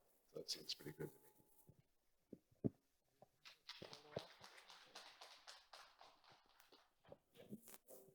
to me. Just a quick follow-up. I guess what I had in mind is, could you not say that it's not only that, punchline, that set up punchline structure with Buddhism as a characteristic Buddhist move, but anything when followed to its most conclusion will realize that too. I mean, this is where I'm thinking, yes, like, is it just as a Buddhist move, or, I mean, we recognize it as a Buddhist move, but might it be, more universal than that? Yeah.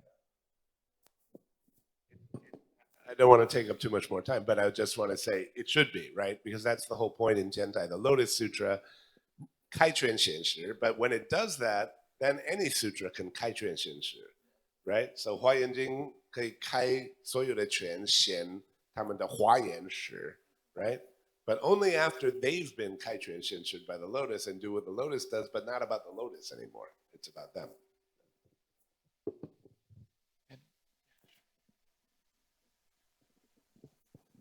你好，我想问一下三位老师，就是你们在现实生活中有没有哪一些是解决冲突的例子可以跟我们分享？谢谢。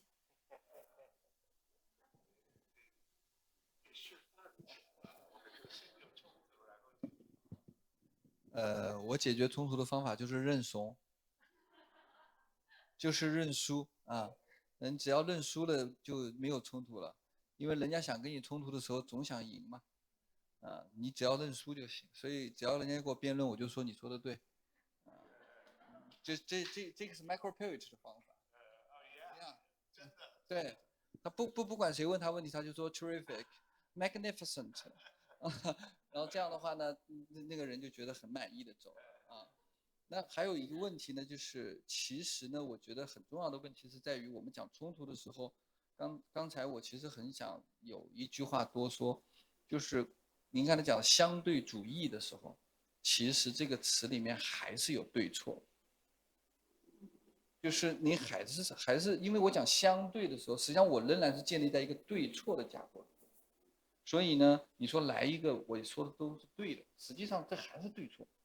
但是如果我已经去掉对错了的话，那实际上你是不是认为你是对的，那就不重要了。我是这么想啊。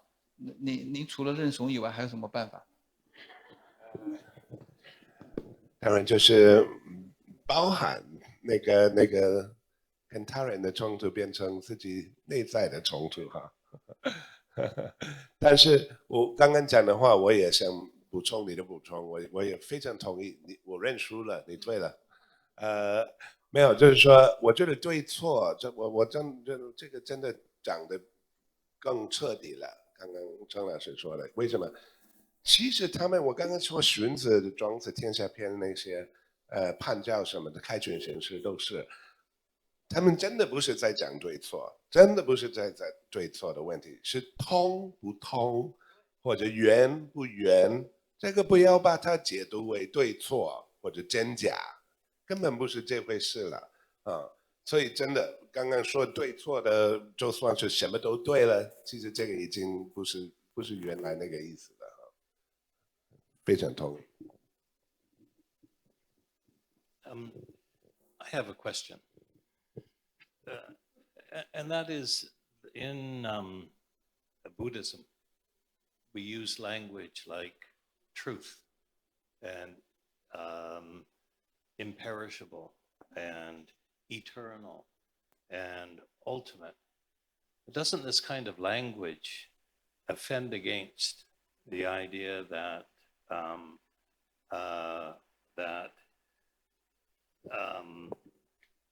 an intelligent conversation is all that we get? There's a very important book in my life by Richard Bernstein, a pragmatist, who it's called Beyond Objectivism and Relativism, where Bernstein really makes the point that at the end of the day, we don't get truth. All that we can ultimately get is an intelligent conversation. an intelligent conversation. So I just worry about using language like ultimate, truth, imperishable, eternal, that this kind of language seems to offend against our best instincts. Yeah. So this is maybe a continuation of the point just made, that when we're talking about Panjiao and we're talking about Yuan and Tong, we're not talking about true and false. But I want to add to that this question of Chang and Wu Chang and ultimate and non-ultimate. Right. So these terms, this is exactly, I mean, put your finger on what's going on in this. Why? I didn't pause to say this during the talk, but actually the Nirvana Sutra, where this Changla Wajing language comes from, it's not an important sutra, but it is a Sanskrit Indian sutra. And if you actually read that sutra on its own terms, it's got a lot of weird things in it, but one thing it does have in it, I think, is you would tend to read it as reasserting in some way eternal as opposed to transient. But in Tiantai, and I think this is very characteristic of Tiantai, of Chinese Buddhist interpretive traditions, for exactly the reason you're talking about, will say, no, this Chang is just another synonym for Wu Chang. There's not, and ultimate is another term, another synonym for provisional, because ji quan, ji shi, right? So, but why do we want to not just say quan, quan, quan, or just say wu chang, wu chang, wu chang? Because then that becomes constant, right? And so when you say the emptiness of emptiness, for example, in Indian Buddhism, that tends to mean you think, just like Gangang Ne Wei Shuo, you know, there's something that transcends language. Oh, but I just said that, so maybe I need to have pure experience that's even more empty than quote unquote emptiness. But in China, in Tiantai, let's say, 空一空就是说空其实是假，意思就是说不是真正的空，是不空，空是不空的，空不空就是常，就是不常了，不常就是无常了，所以真正的常就是无常。那怎么解释呢？你可以看这个真的是最精彩的，在中国还有日本的佛教啦，他们这么解释。The very nature of time is under discussion here. If you want me to give you a little taste of how I think that works, you know, this moment we're enjoying right now, does it end or does it not end? As you say, it continues. And the nature of this moment, what's happening here? What are we talking about? What is the meaning of this? When we look back on this moment, is there a privileged perspective from which I can say what's happening, what we're doing, what the meaning of this is, even what it is, right? So when I say this moment is eternal, I don't mean other than this moment, there's a Platonic form of this moment that's unchanging. I mean that this moment goes on forever. Yeah, there's no way for me to put an endpoint to it to determine a last judgment on what it is. So we may be, you know, you ever say, I thought I was in love, I thought I knew what love was, but now I realize I was just obsessed, right? Do I know what I'm doing right now? Do I know what I'm feeling? Do I know what this is? I never will know. So may I quote Zhou Enlai? You know this famous story where he was asked, was the French Revolution a good thing or not? Does anybody know this anymore? You know what he said? He said, it's too soon to tell. It's always too soon to tell. That's the eternity of every moment. That's 开权显示. Time is 开权显示. It's always revealing more faces of itself, but that's not other to itself. So once you've eliminated, you know, in Buddhism they say 不异不异, neither same nor different. Well, that means a future moment and a present moment are not different. If they could be absolute, they'd have to be absolutely different for me to say there is only impermanence, right? But that would be an absolutist position, actually, right? To say the absolute ontological distinctness of two moments in time, of past and future. So, but of course you can't say they're the same either. That would be a transcendent, eternal form, right? That never changes. So it cannot just be change and it cannot just be constancy. And in fact, we cannot know or experience change, either of those without the other, right? They are just two sides of the same coin, I would say. I wonder if there's not a problem in terms of again, the language, and that is that constancy, persistence is not the same thing as eternality. That permanence, that eternality is the same thing in some sense. Like persistence, like you have bien tong. Tong is persistence. But I wonder if is eternality a claim that is outside of constancy, persistence, and so on? Well, first of all, being tong, I wouldn't say tong is persistence, because I think tong already implies a relationship, right? I'm going from one thing connecting to another, right? It's like jiao tong, jie tong, right? Something is passing through. But I hear you. I mean, but I think these are just the idea of constancy, because you're not wrong. The English language is just drenched in ontotheological premises, right? So we hear a word like constant, we think of something like a Platonic form or God or something like that, right? Something that transcends impermanence, right? Which is unchanging. But within Buddhism, we start from the idea that unchanging anything, right? Anything that lasts more than a moment is literally an incoherent, unintelligible notion. So the constancy, the eternity, blah, blah, blah, it's Chang and Wu Chang, right? And of course, Chang in Chinese is a very interesting term, right? Dao ke dao fei chang dao, right? Actually, Chang is like yong, right? Like zhong yong de yong, means every day, sustainable, repeatable, things like that, right? So not anything like the Platonic Chang, right? So, so this is a useful corrective, right? It is indeed, there are straight contrary, Chang, Wu Chang, Wo, Wu Wo, right? But the premise is you're not replacing Wu Chang with Chang.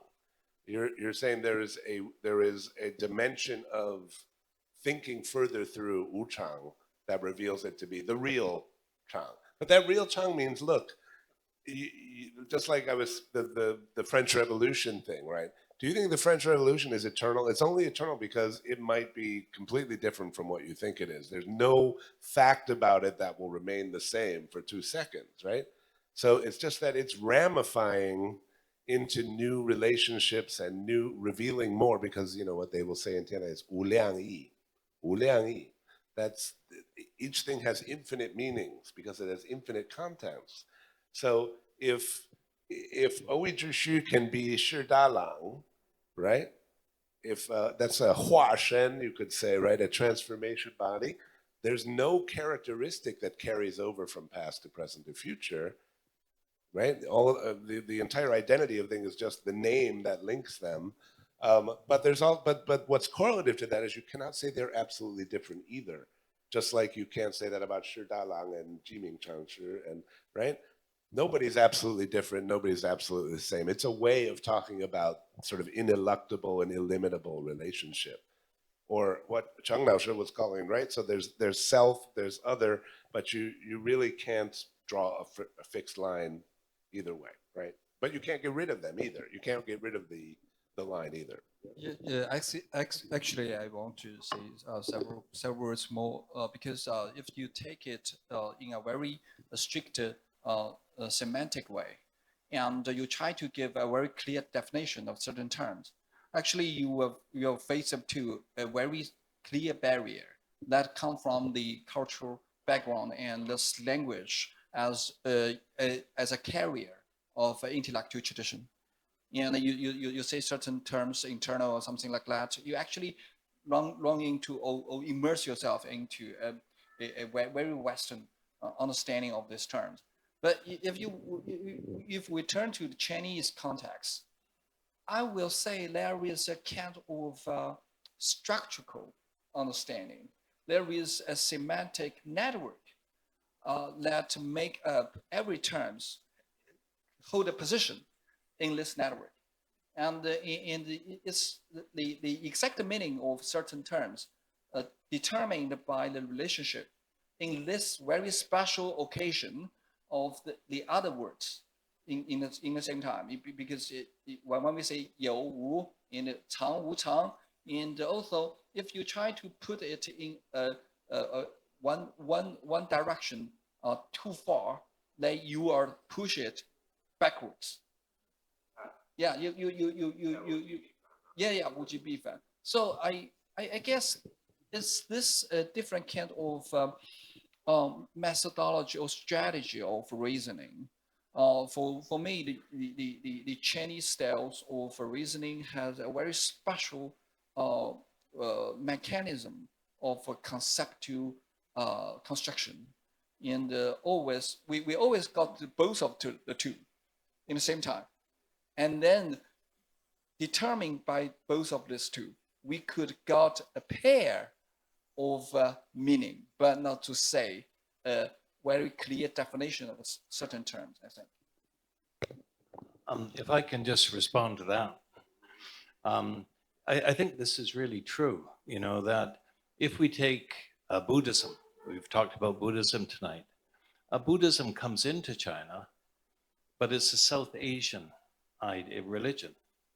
But what happens in the fullness of time, when we talk about Sanlun, when we talk about Chan, when we talk about Huayan, when we talk about Tiantai, becomes something Chinese.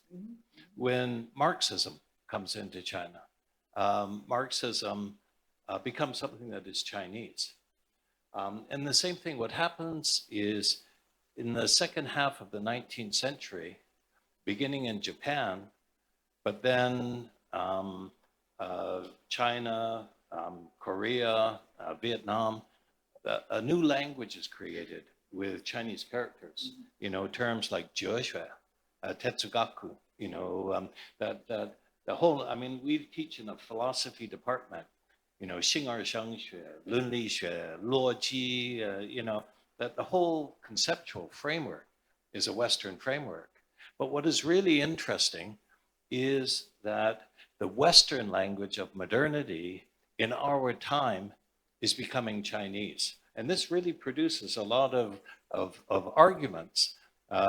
郭其用, 那个武汉大学的郭其用, 我的一个大入. One thing we disagree on, he says, in the Chinese tradition, there's transcendence. And I say, where is transcendence? He says, 天. I say, that's not transcendence, 天人合一. He says, no, but it's transcendence. If you, and so the Chinese word, or the word 超越, the 超越 was originally created to translate the Western concept of transcendence. Transcendence is 天人为二. If you have transcendence, you have 二元论. Does Chinese tradition have 二元论? I don't think so. We know that the Chinese concepts are always yin-yang concepts, mutually entailing. They're not a kind of objectivity. And so what is very interesting is that even the language of Western modernity in our time is being retrofitted into what you're talking about, Chang Laoshi, and that is that it's a web, it's a network that is requiring that the language be correlated synchronized with the other kinds of terminologies within the language.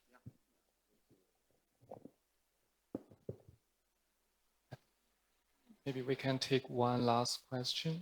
Yeah. Or maybe two, yeah. 想请问各位老师，就是佛家里其实有一直讲到一个词叫做破我执，就是这个执着的这个概念。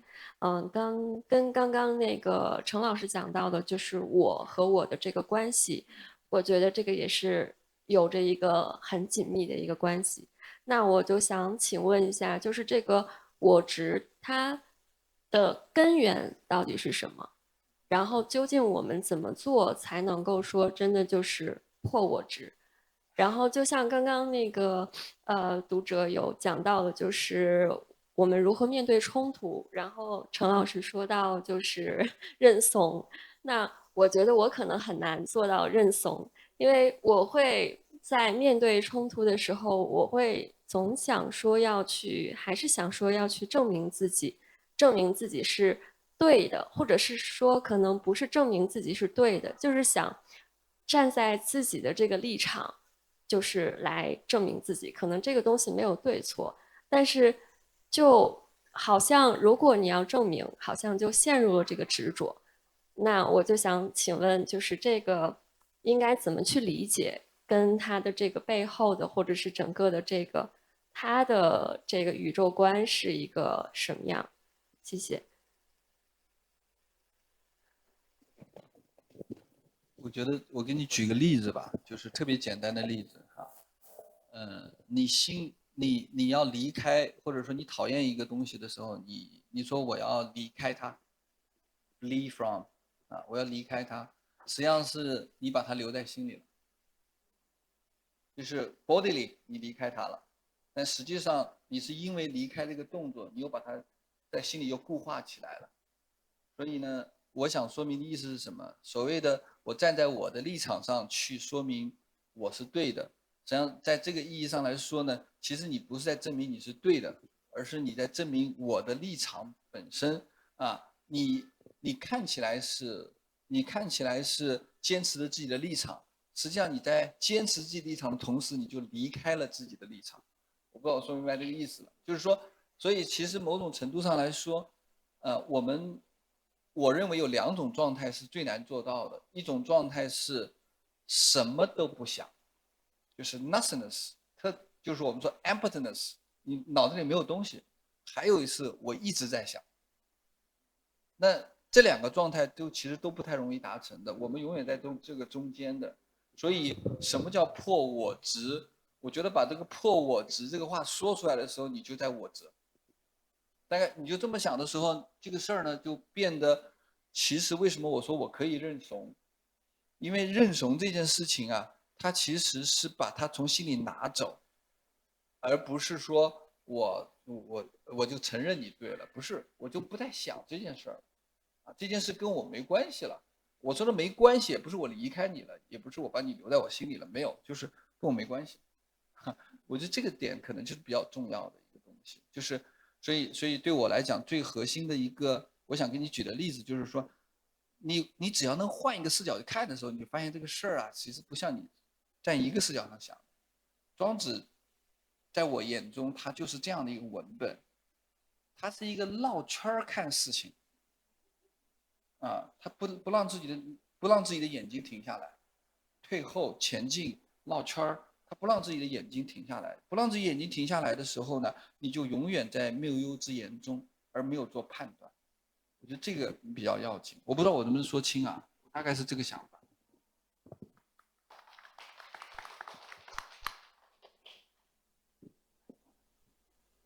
感谢今天三位老师的那个精彩分享。三位老师呢都是学贯中西的哈。我想提问一个问题，就是中华文明呢几千年呢就是善于融合意志文明。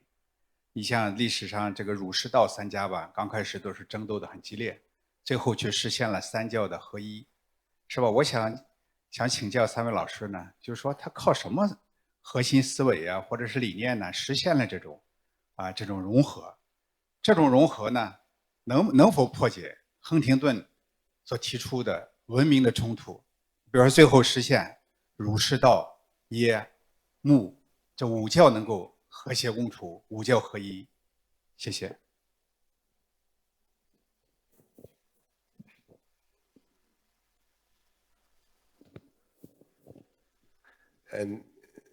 你的意思是这个，三角合一啊，或者那个温和的不互相冲突的力量是怎么来的吗？靠什么力量啊？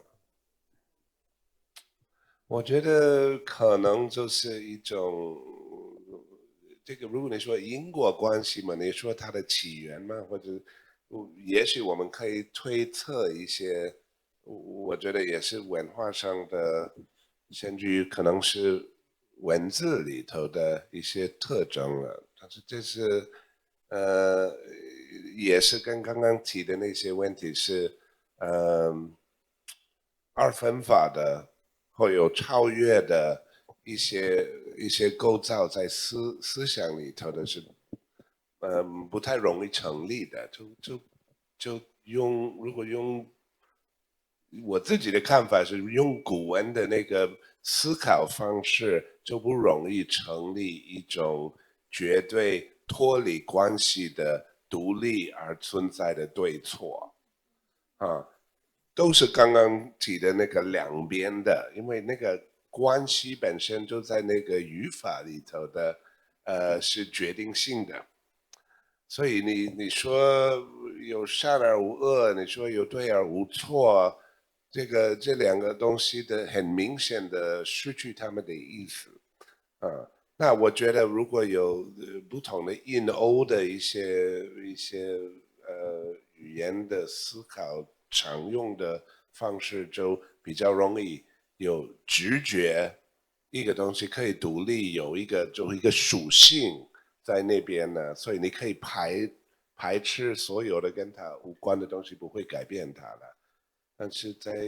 但是我的担忧呢，就是现在我们不再用古文了，现在用现代语的思考了，还有刚刚安老师提到的很多字眼的观念的进来，大量的进来了，那是不是现在就会觉得啊，其实有这个有这个两个相对的东西独立存在，或者天是超越的等等，这个概念就开始对于那个讲现代汉语的人觉得，哎，这个没有那么的荒谬了。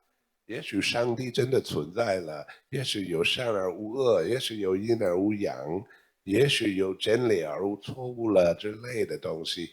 因为那个，我觉得在古汉语里头，你一听一看就是不成立的。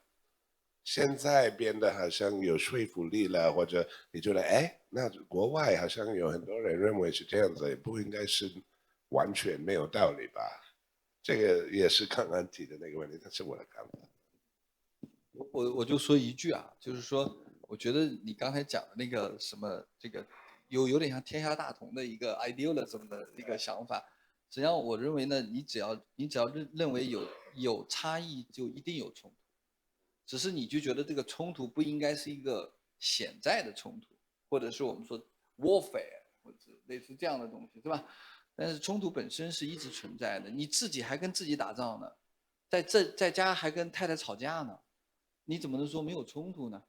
我觉得那种那个什么 harmonious 的那样的一种状态，你只能把它描述成为一个 ideal， 但不能把它当做一个 target， 就是 ideal 和 target 是两件事儿。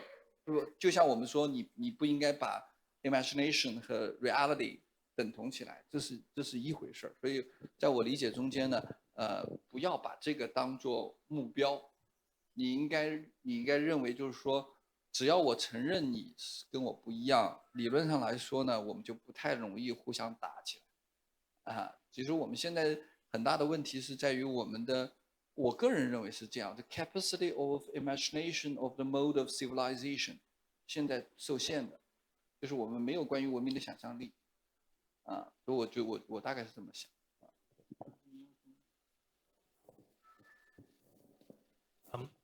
I think if you look for a concrete kind of example, you know, when you think of the Abrahamic religions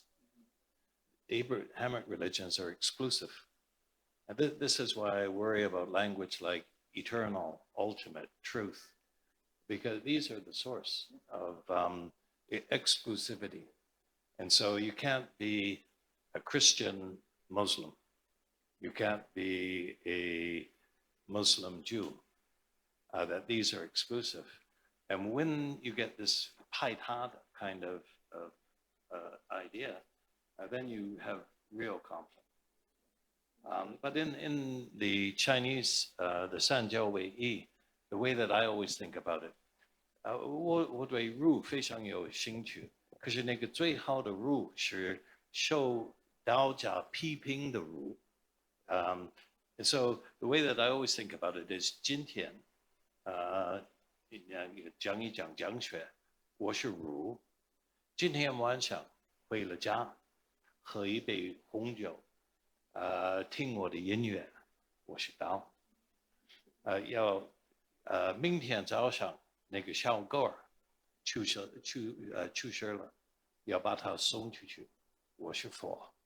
那个在中国，我们人类的那个的生命多么复杂，我们需要儒道佛，所以这个没有什么冲突，而是没有什么边界，是包容性的一个想法，没有排他的，就是。Okay, time's up. Sorry, let's call it a day, and please join me to thank again to the 3 professors for the wonderful lecture and conversation, and thank you all for coming. 也欢迎大家继续关注博古瑞以及中信书店未来的活动。祝大家晚安。